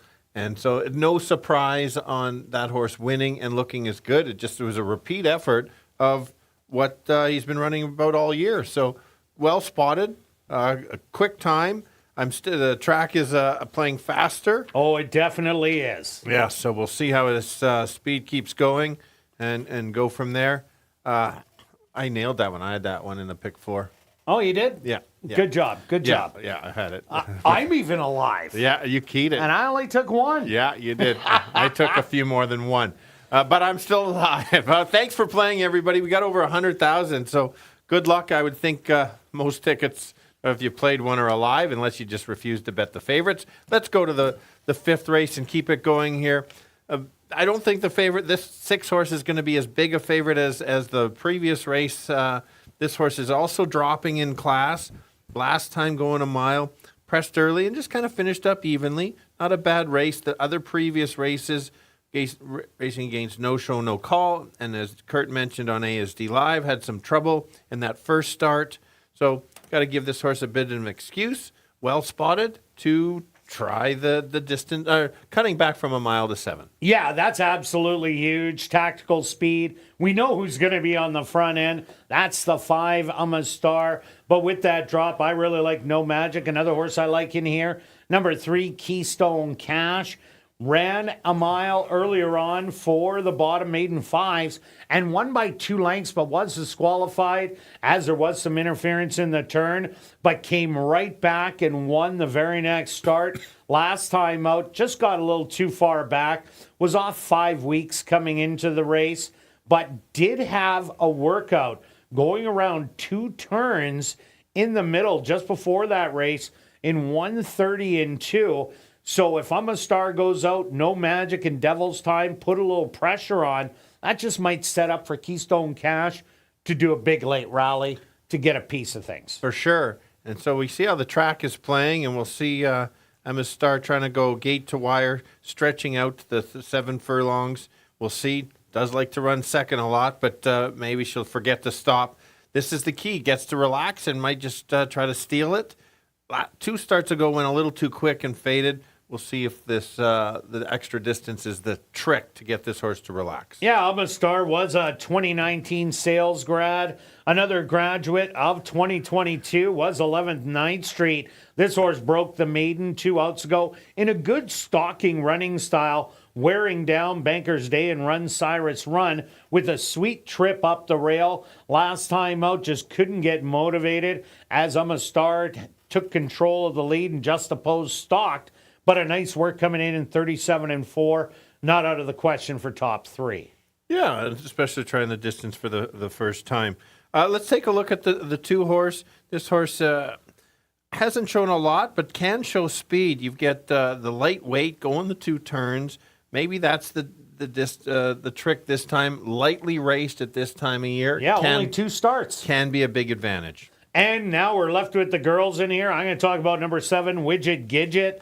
7-year-old mare coming off a big win last time out, winning by 4 lengths. She is a 4-time winner, but is still eligible for this non-2 lifer. Had a second and a third place finish. Has a good running style for this race. The only question mark is the distance, but has run second at it. For sure. And the rail horse, the one, it won 3 back maiden and then a couple efforts. 2 back wasn't too bad at all. This horse can close, but I think the horse is going to have to sit a little bit closer to get involved in the try or super. And that also is a 2021 sales grad. All right, let's go to our wagers here in race 5 stretch. What do you have? Okay, so you have to understand I've got the 6 keyed in the pick 4. I'm playing a pick 3 just in case the 6 doesn't fire. 3, 5, and 6 with 1, 5, 6 with the 1, 6 in the last $18 ticket. It would pay if you beat a couple of favorites in there. And myself, I'm going after the tractor. I'm putting the 6 on top, the 3 for second, 2, 5 for third. For $1, it's only $2, but I'm doing a $20 one or a $10 one for $20. Good luck with all your wagers here in race 5.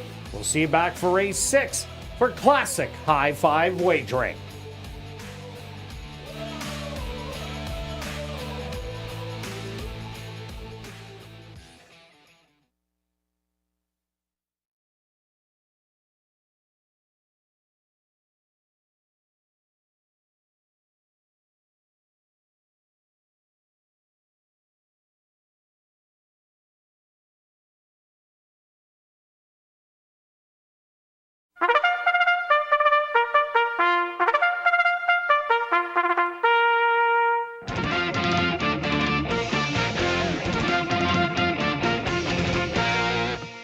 The horse are on the track for race number 5, our VIP Fan of the Night race. They're going to go 7 furlongs for $10,100. Number 1 is Jackie's Thunder, owned by 2 Points Ranch, trained by Tiffany Husbands with Dario Dalrymple. Number 2 is Devil's Time, owned and trained by Steve Thompson with Sachin Paris. Number 3 is Keystone Cash, owned by Sylvia Harabchak, trained by Fred Rawson with Chavi and Chow. Number 4 is 11 Ninth Street, owned by Amazing Racing, Larry Falloon and Stephen Gaskin, trained by Stephen Gaskin with Sven Bowrow. Number 5 is Uma's Star, owned by Christy DeJarlis, trained by Ryan DeJarlis with Antonio Whitehall. Number 6 is No Magic, owned by Frank Johnson, Stephanie Kootenay, and Devin Gittins, trained by Devin Gittins with Siobhan Bell. Rounding out the field is number 7, Widget Gidget, owned and trained by Dean Martin with Neville Stevenson. Our VIP Fan of the Night race here in race number 5. They'll go to post in approximately 4 minutes.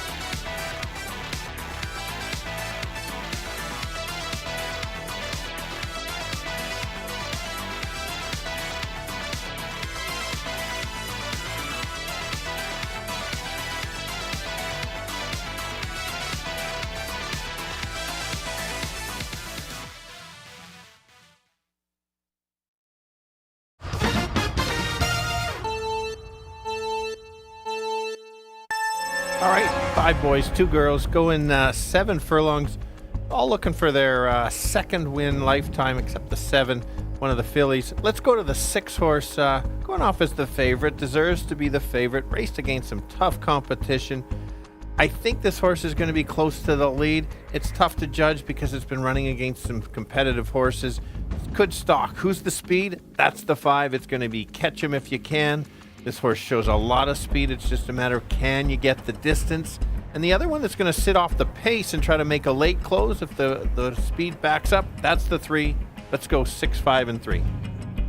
Yeah, Stretch, I'm with you at number 6, No Magic, taking the big drop from the allowance level into the restricted non-2 lifer. Ran absolutely huge last time out, only losing by 5 to Ice Storm, who absolutely destroyed him in his maiden race. Previous to that, Wicked Black Bullet would look good in here, and Daddy's Rare Edition. Any of those would be the big favorite. So definitely No Magic is the one to beat.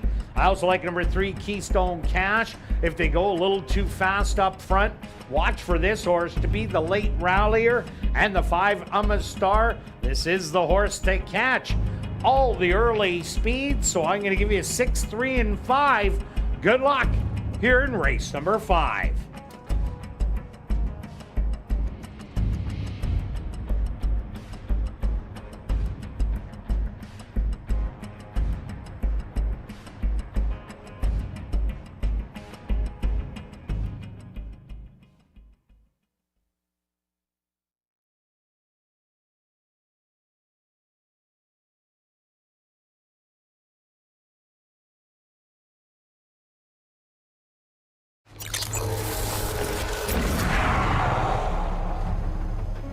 It's now 2 minutes to post time at ASD.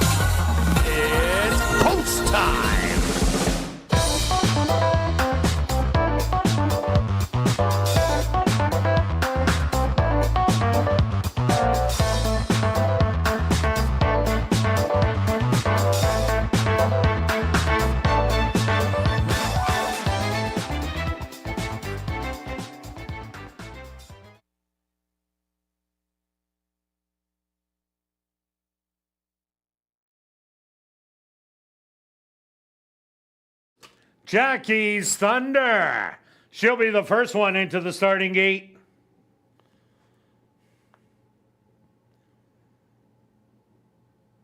Next up, Devil's Time. Actually, Keystone Cash will move in. 11 9th Street's turn.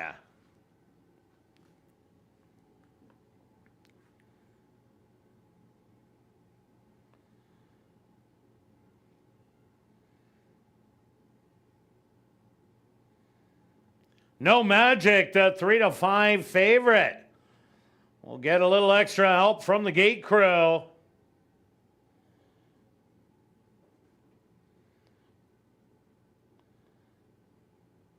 He's now in. Widget Gidget. She walks in. Just 2 left to load. Now it's Devil's Time's turn.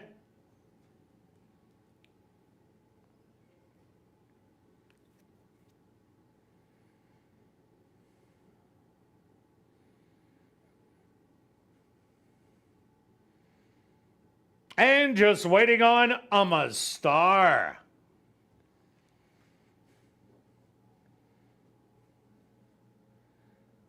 They're all set. They're at the post. And they're off. From the inside, Devil's Time shows some early speed, but Ama's Star a little bit quicker is going to make the early lead. Devil's Time back to second on the inside. To the outside, No Magic. Now moves up to second, only 2 lengths off of it. Settled back in fourth, 11 9th Street with Widgets Gidget on his outside. And your early trailers be Keystone Cash and Jackie's Thunder. 25-1 the opening quarter. And Ama's Star, pedal to the metal, is up now by 7. No Magic tracking in second. Devil's Time back to third. Widgets Gidget fourth on the outside with 11th 9th Street. Keystone Cash starting to rev it up. And Jackie's Thunder still the trailer. 49 second half mile. And Ama's Star nursing the lead. Up by 5 as they hit the head of the lane. No Magic in hot pursuit on the outside. And rallying Keystone Cash. Ama's Star a lead with 1/8 of a mile to go. But No Magic starting to kick it in. From here, a 1/16 of a mile to go. And the favorite, No Magic, is going to win by a length and a half. Ama's Star in second. Third's going to go to Jackie's Thunder. And fourth to 11 9th Street.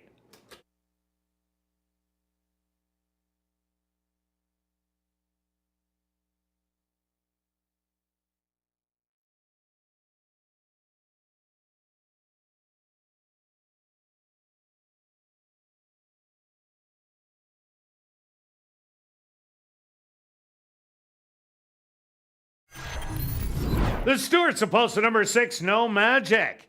As your race winner, second goes to number 5, Ama's Star. Third to number 1, Jackie's Thunder. And fourth to number 4, 11 9th Street. They went the opening quarter 25-1. The half 49 seconds. 6 furlongs, 1:16-1. Time for the 7 furlongs, 1:30.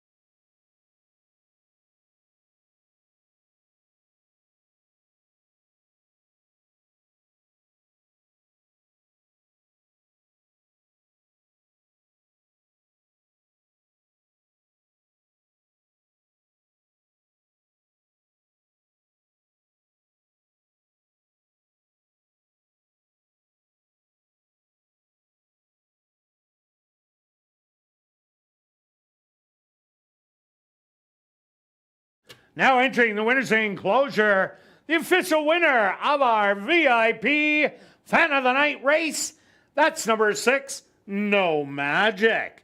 No Magic is a dark bay or brown gelding, 3 years old, by Nonios. Out of the mare Terry the Magic, by DeHere. Owned by Frank Johnson, Stephanie Kootenay, and Devin Gittins. Trained by Devin Gittins, and ridden to victory by Siobhan Bell. Time for the 7 furlongs, 1:30. Number 6, No Magic, was proudly bred right here in Manitoba by Dr. Betty Hughes.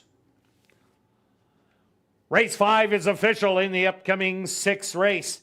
Scratch number 3, Last Renegade. Classic high 5 wagering here in race number 6.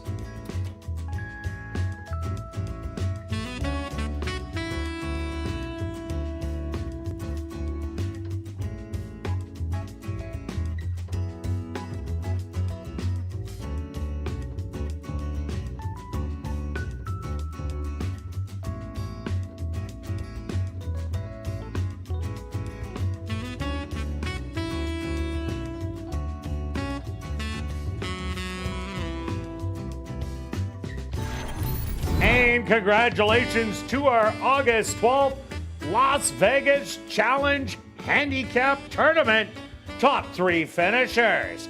In 3rd place, Stan Hillman had a bankroll of $62.10 and took home a prize of $250.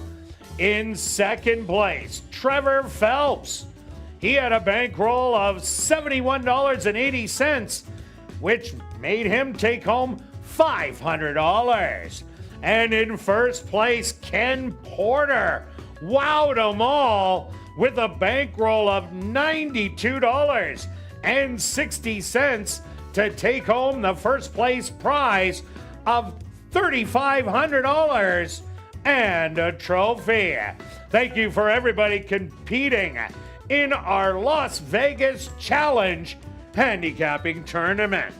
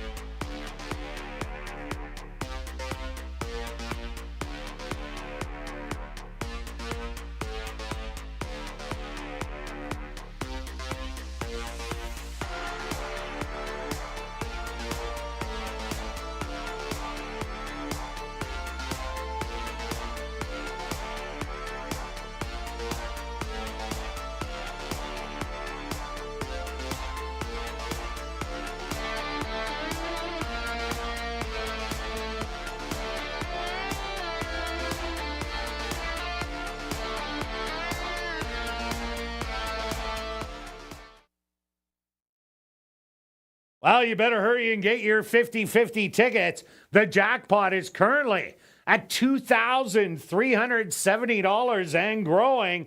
Those tickets, 1 for 10, 10 for 20, 50 for 50, or 200 for $100. And you can get those tickets at Guest Services, the VLT Cashier's Cage, the 50-50 ticket seller, or just go to 5050.asdowns.com. Ticket sales will close at 9:50 p.m., just a little over 13 minutes away. So get your tickets now.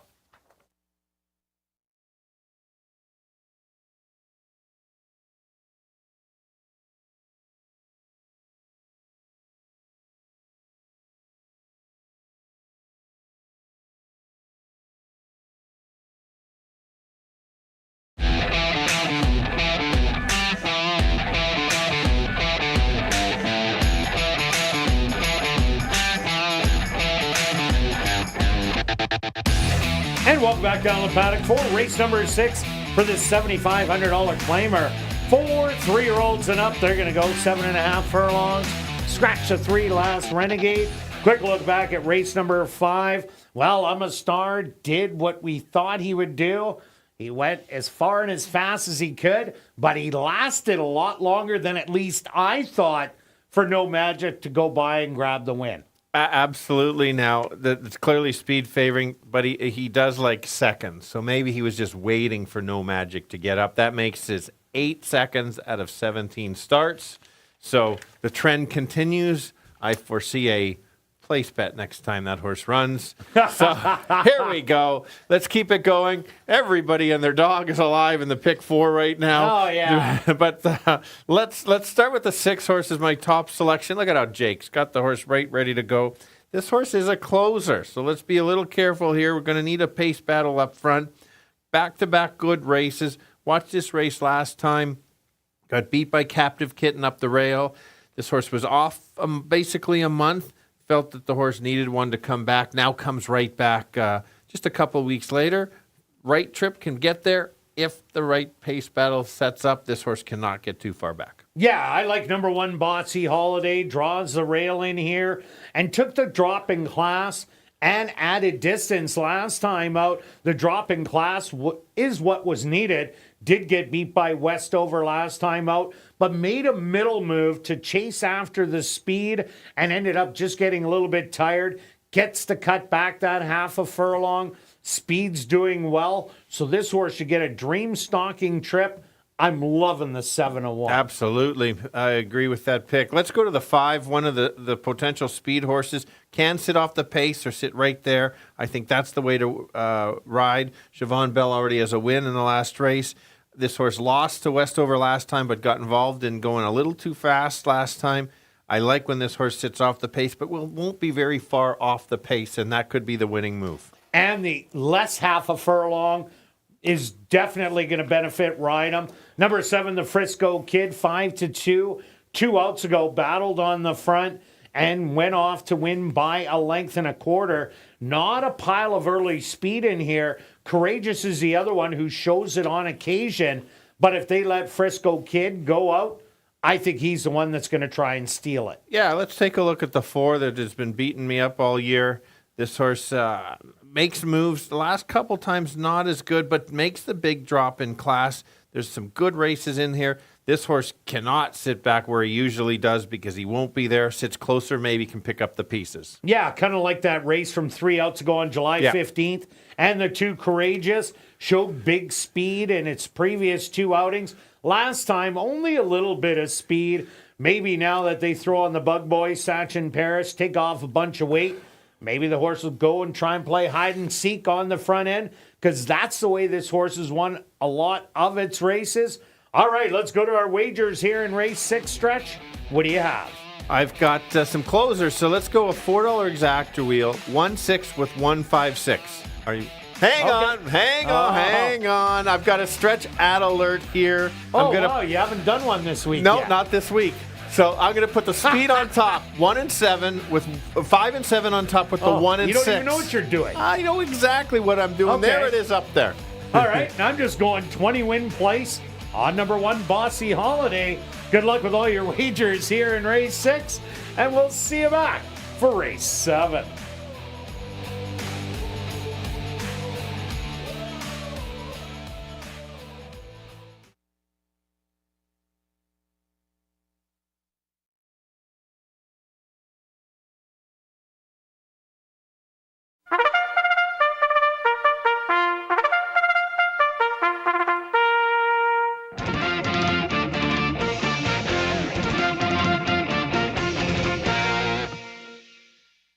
The horses are on the track for race number 6. They're going to go 7.5 furlongs for $14,800. Number 1 is Bossy Holiday, owned by 2 Points Ranch, trained by Carl Anderson with Dane Dawkins. Number 2 is Courageous, owned by Hetty Kling, trained by Maria Stanford with Sachin Paris.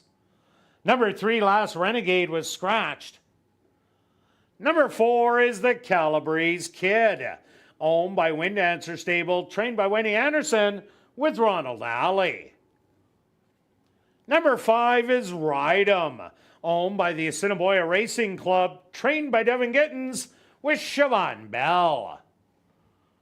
Number 6 is Westover, owned by Marvin and Deb Buffalo, Laverne Swanson, Hugh Heron, and Double D's Stable, trained by Marvin Buffalo with Ronaldo Cumberbatch.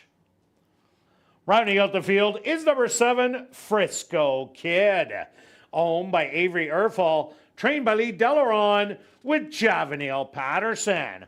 Classic high five wagering. Here in race number 6, they'll go to post in approximately 3 minutes.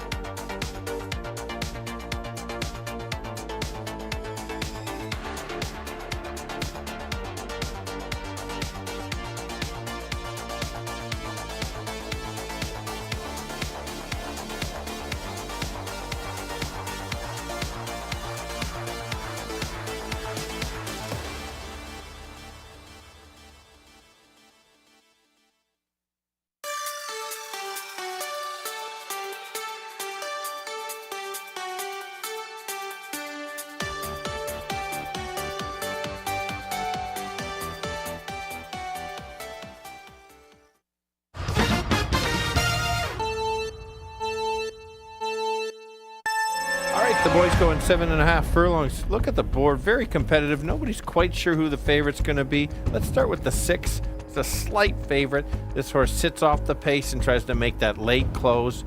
Runs back to the last 2, certainly can be there. Repeated those. It's just a matter of how the race goes. Fast pace has a chance. If the speed gets loose, watch out. You're going to need someone else. The 1 horse is a nice pick at 6-1. Made a good late move or middle move last time and then flattened a similar move. Cut back might be the difference, and the 5 might be the speed or sit close, and that's what you want to be today at 5-1, worth a shot. 6-1-5. Kirt. Yeah, Stretch, I did go to the 1 Bossy Holiday. I liked the horse last time out with the dropping class, and the stretch out was just a little bit too far. Now cuts back a half a furlong, has a perfect running style for the track, and draws the important rail. I also like number 5, Ride 'em, who will also love cutting back a half a furlong from the mile where the horse has never ever won. And the 7, Frisco Kid.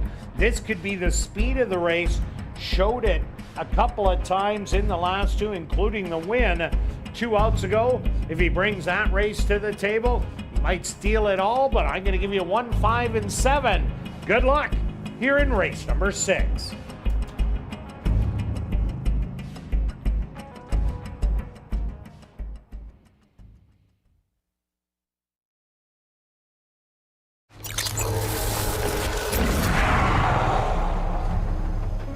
It's now 2 minutes to post time at ASD.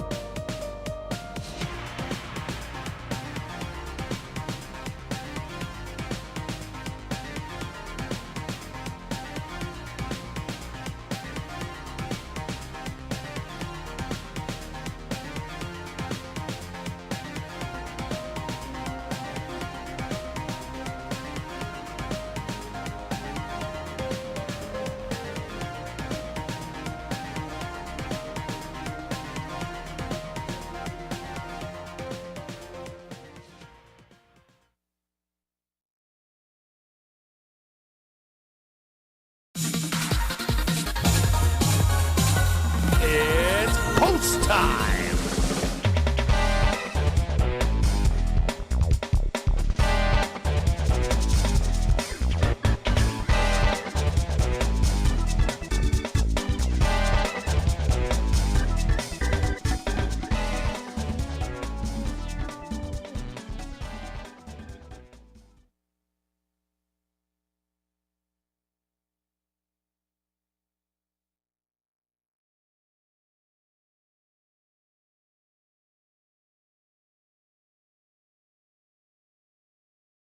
Bossy Holiday will be the first one to go in. Here comes Courageous.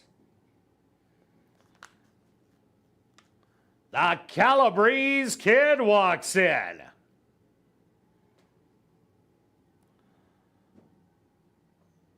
Rydam will find his spot. Just 2 left to load. And a quick load, Westover. And now just waiting on the Frisco Kid. They're all set. They're at the post. And they're off. Showing speed in the middle of the track, that's going to be Ride 'em. But on the inside, Courageous wants to lead the most, and now will take over by 3/4 of the length.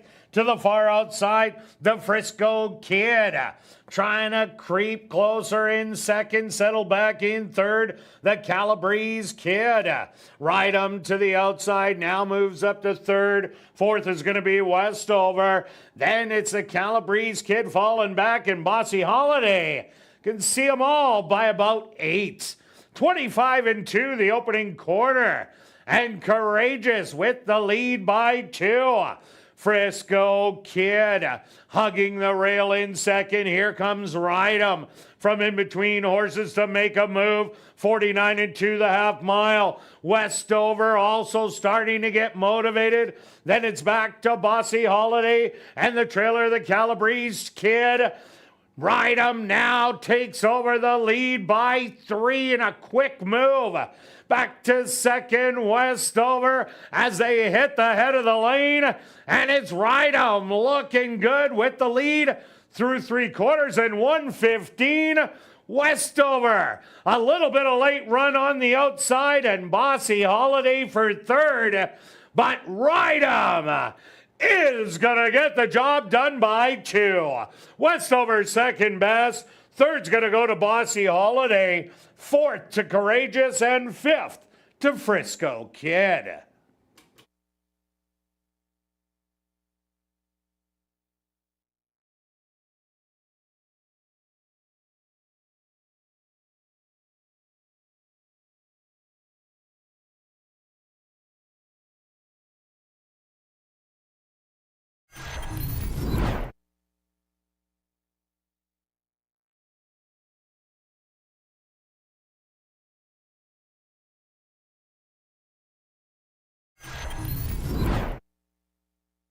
The stewards have posted number 5, Ride 'em as your race winner. Second goes to number 6, Westover. Third to number 1, Bossy Holiday. Fourth to number 2, Courageous. And fifth to number 7, Frisco Kid.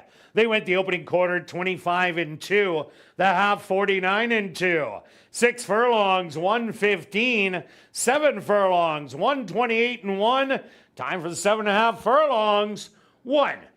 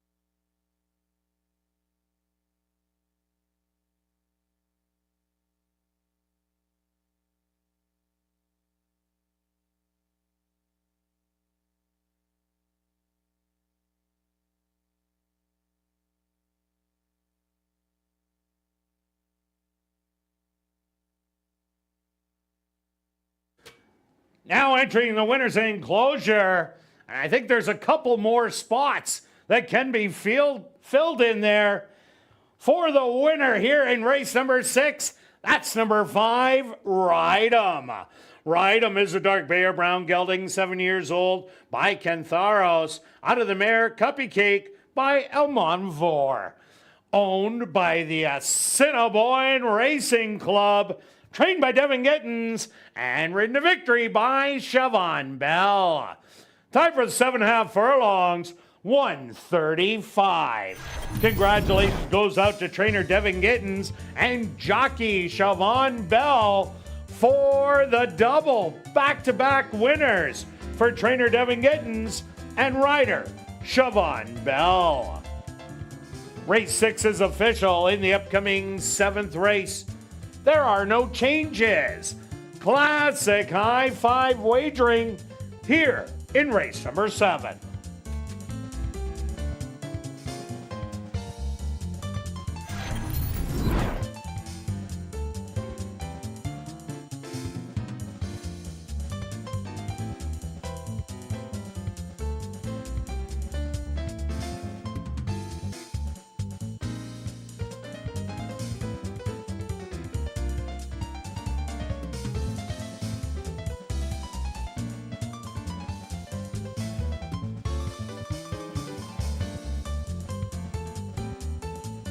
Well, after the final race, be sure to head up to the clubhouse where our popular Crazy Hour kicks in.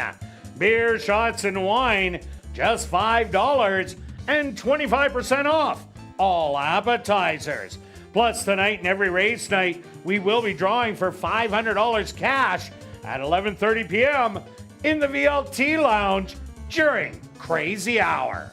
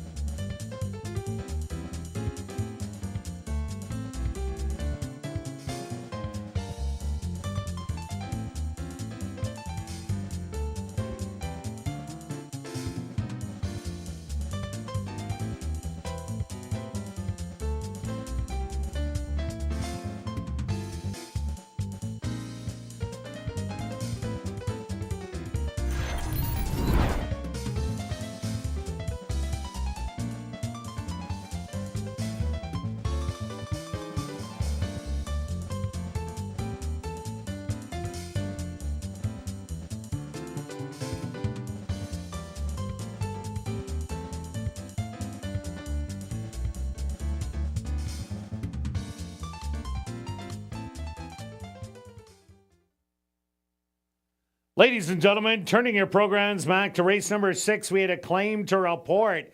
Claim for $7,500 was number 6, Westover. Claimed by My Three Nieces stable, trainer Mike Taphorn.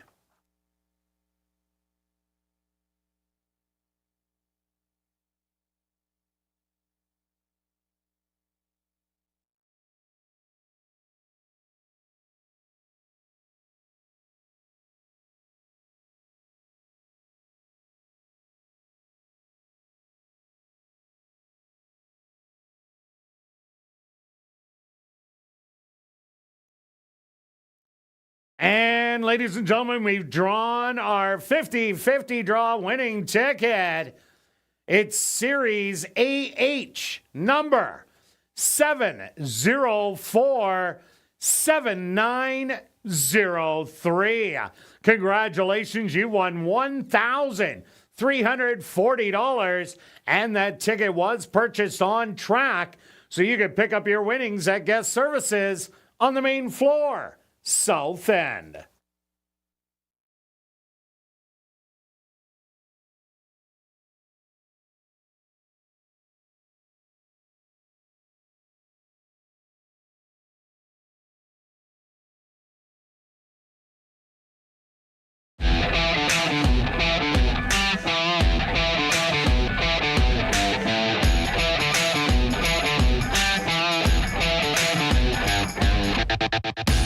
And welcome back down the paddock for race number 7.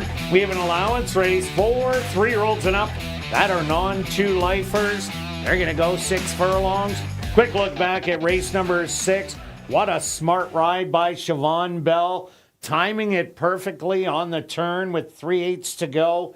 Taking the lead and lasting to the wire. Yeah, it was a really good ride, especially how the track's playing. Not a lot of passing in the stretch. And it was just such a good move and just opened up and there was no chance to catch. Smart ride. If you watch the stretch ad bet alert, adjusted because of that speed and managed to hit it. Thanks to Cindy to get that bet in for me. So let's keep moving. If you're alive in the pick 5, I hate to tell you this, you're not winning the pool. What? There's I'm alive. I know. You're not going home with the full. You're sharing with lots of people.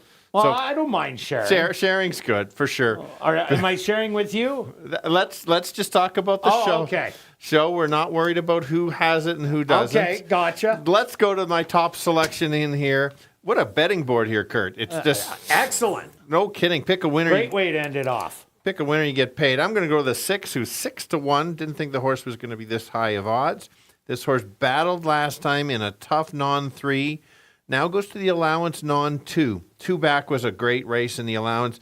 Parking lot horse from post 11. Grabbed the lead and just tired to, well, no show, no call. Who we know is a runner, was in the Manitoba Derby. Certainly a horse it's tough to beat. I think if this horse can clear, could just keep going. Yeah, definitely. Another horse I like in here, number 3, Kentucky Jake. This won't be a horse sitting anywhere near the front end. He's got to hope that Air Force Reserve, Dare to Endure, and maybe Lucky Appeal jumps up and shows some speed because he has a good late closing kick. He showed it at the non-3 level 2 outs ago against Ratliff City, who has since come back and won the first level allowance.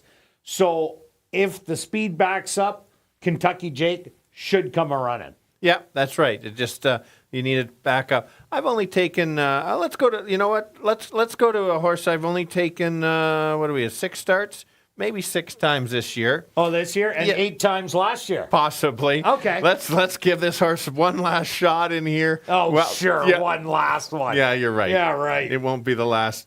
But this horse keeps showing something. Cuts back from a mile. I do like that. This horse can sit off the pace and make a run. Can't sit too far back. The important race I'm looking at is the June 26th race, was in post 7 and made that middle move and did flatten a little bit, but such a good race. So many good races, just hasn't got there.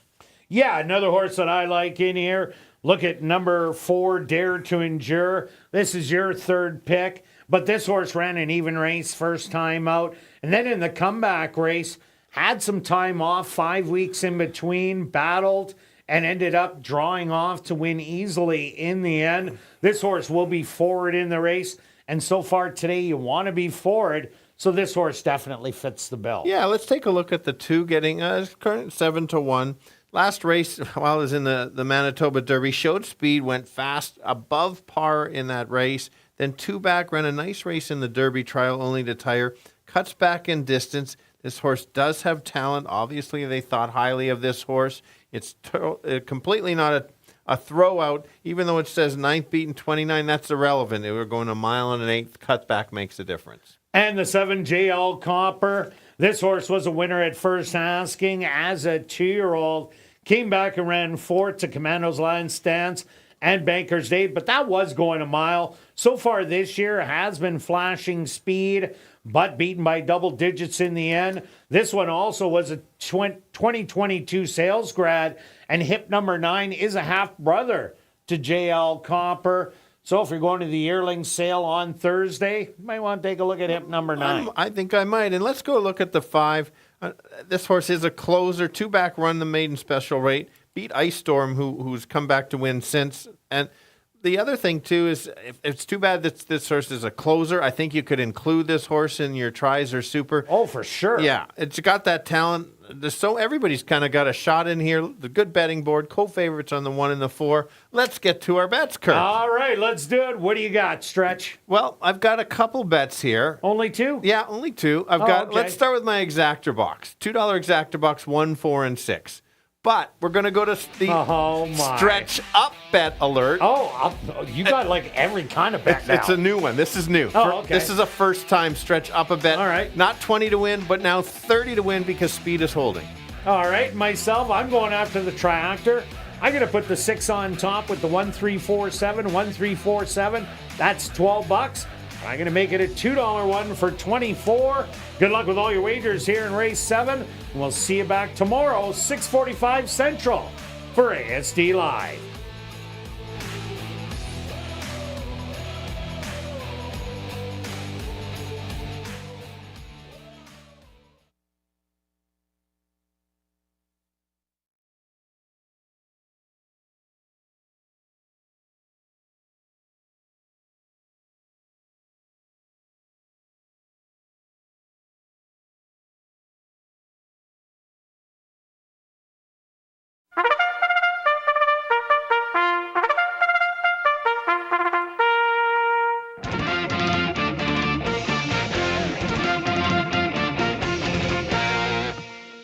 The horses are on the track for race number 7. They're going to go 6 furlongs for $18,000. Number 1 is Green Amazon, owned by Hardball Stable, trained by Stephen Gaskin with Praven Badry.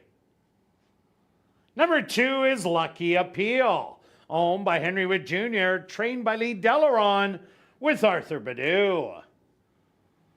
Number 3 is Kentucky Jake, owned by Mama Daly Stable, trained by Fred Rawson with Demario Bino. Number 4 is Dare to Endure, owned by Arneson Farms, trained by Lise Pruitt with Antonio Whitehall. Number 5 is Tea Party Today, owned by Barbara Taylor, trained by Carl Anderson with Dane Dawkins. Number 6 is Air Force Reserve, owned by Black Diamond Stable and Kenneth Lee Gardepy, trained by Tom Gardepy Jr. with Ronaldo Cumberbatch. Rounding out the field is number 7, JL Copper, owned by Jerry Lambert and Lynn Matthews, trained by Tom Gardepy Jr. with Rashad Knights. Classic high-five wagering here in race 7. They'll go to post in approximately 3 minutes.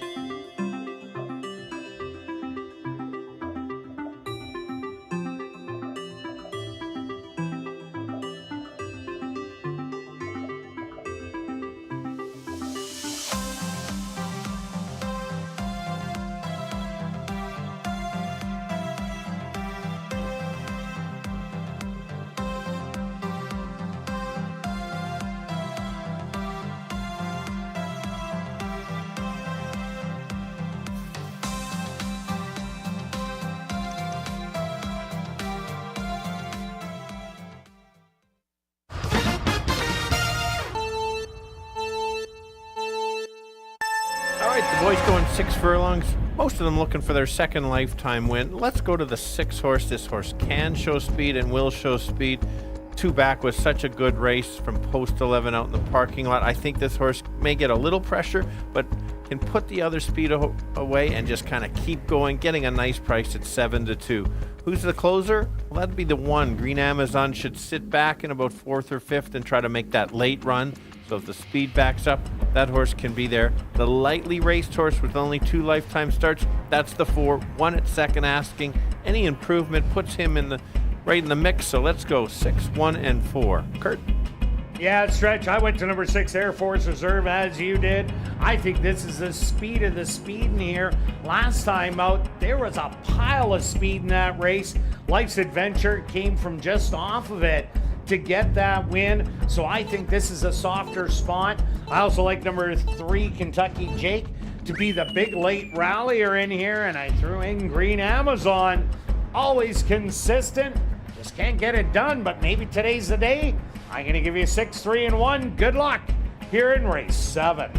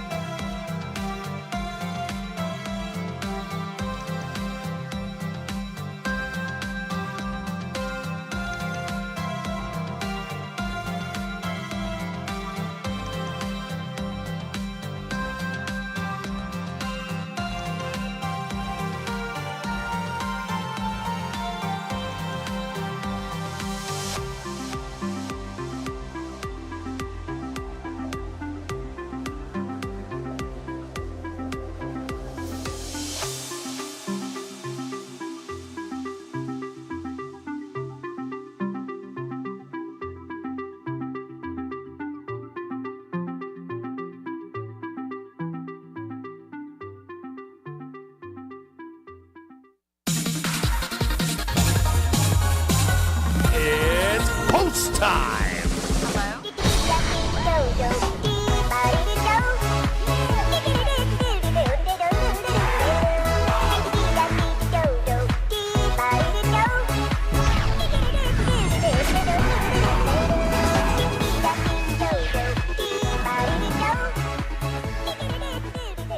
The front gates are open for JL Copper, who'll be the first to load.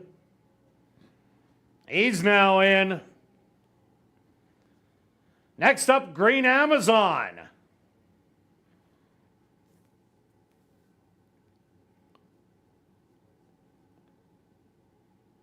Here comes Lucky Appeal.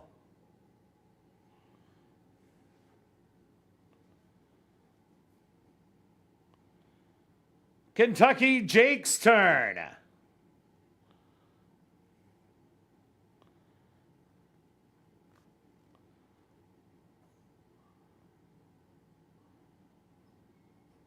Dare to Endure is next.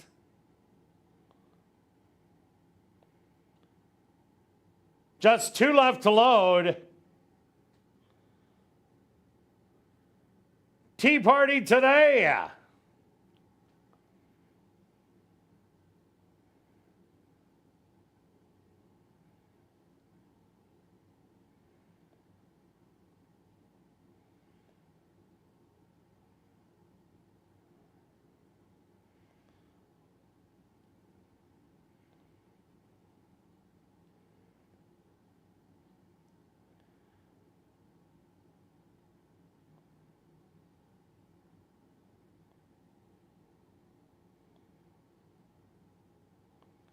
Tea Party today with a little help goes in.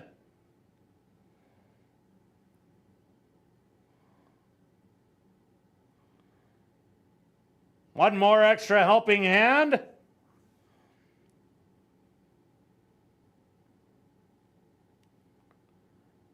Now they're going to open the front gates for Tea Party today.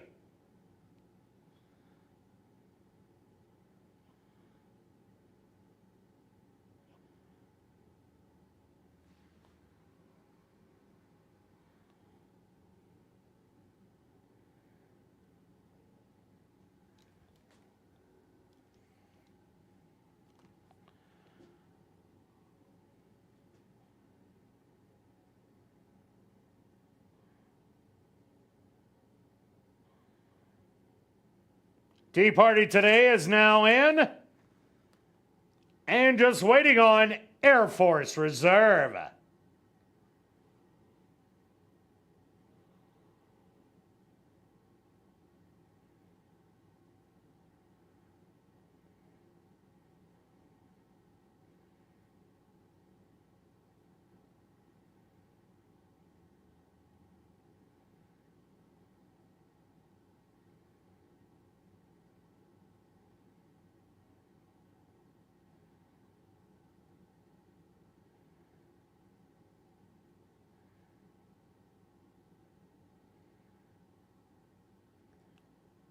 Air Force Reserve also getting a little help.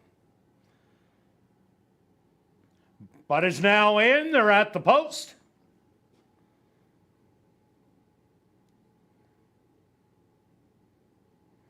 And they're off.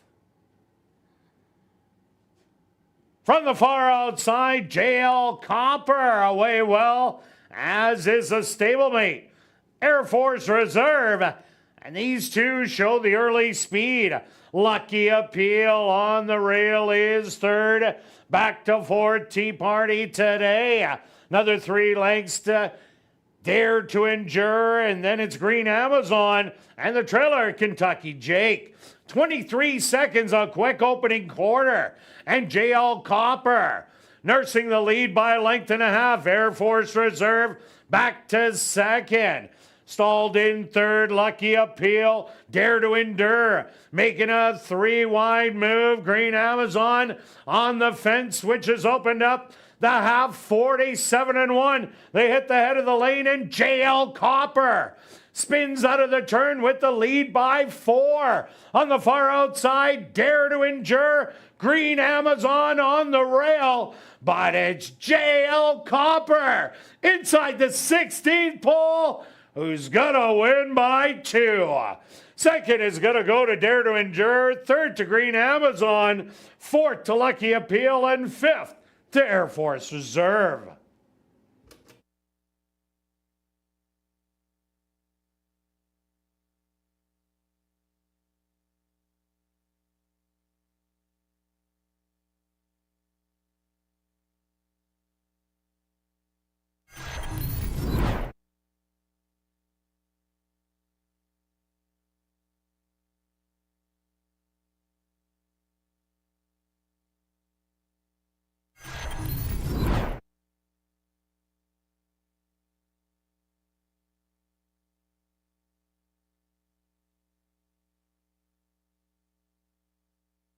The stewards are posted number 7, JL Copper as your race winner. Second goes to number 4, Dare to Endure.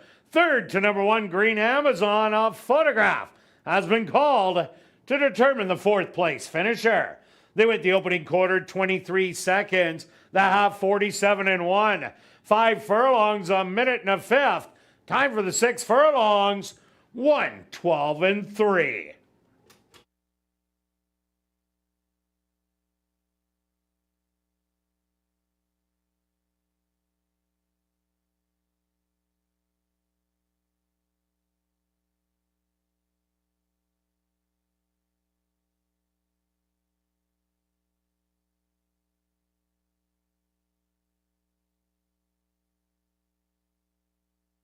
Results of the photo show number 2, Lucky Appeal, finishing fourth. Fifth goes to number 6, Air Force Reserve.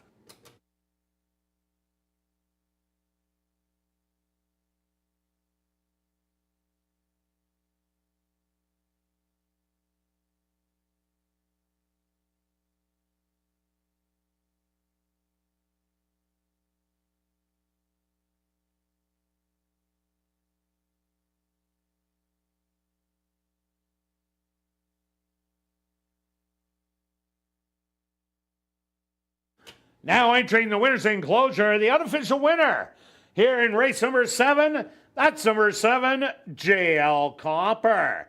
JL Copper is a chestnut gelding, 3 years old, by Vengeful Wildcat, out of the mare Spite of Success by Midshipman.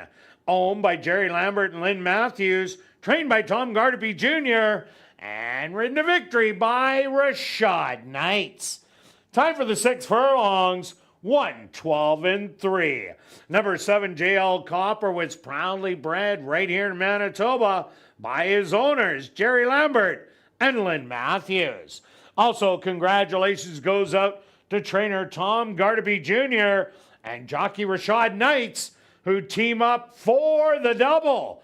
2 wins for trainer Tom Gardaby Jr. and 2 wins for jockey Rashad Knights. Well, now it's time to head up to the clubhouse to enjoy Crazy Hour on the second level, where there's a free $500 cash draw that will take place at 11:30 p.m.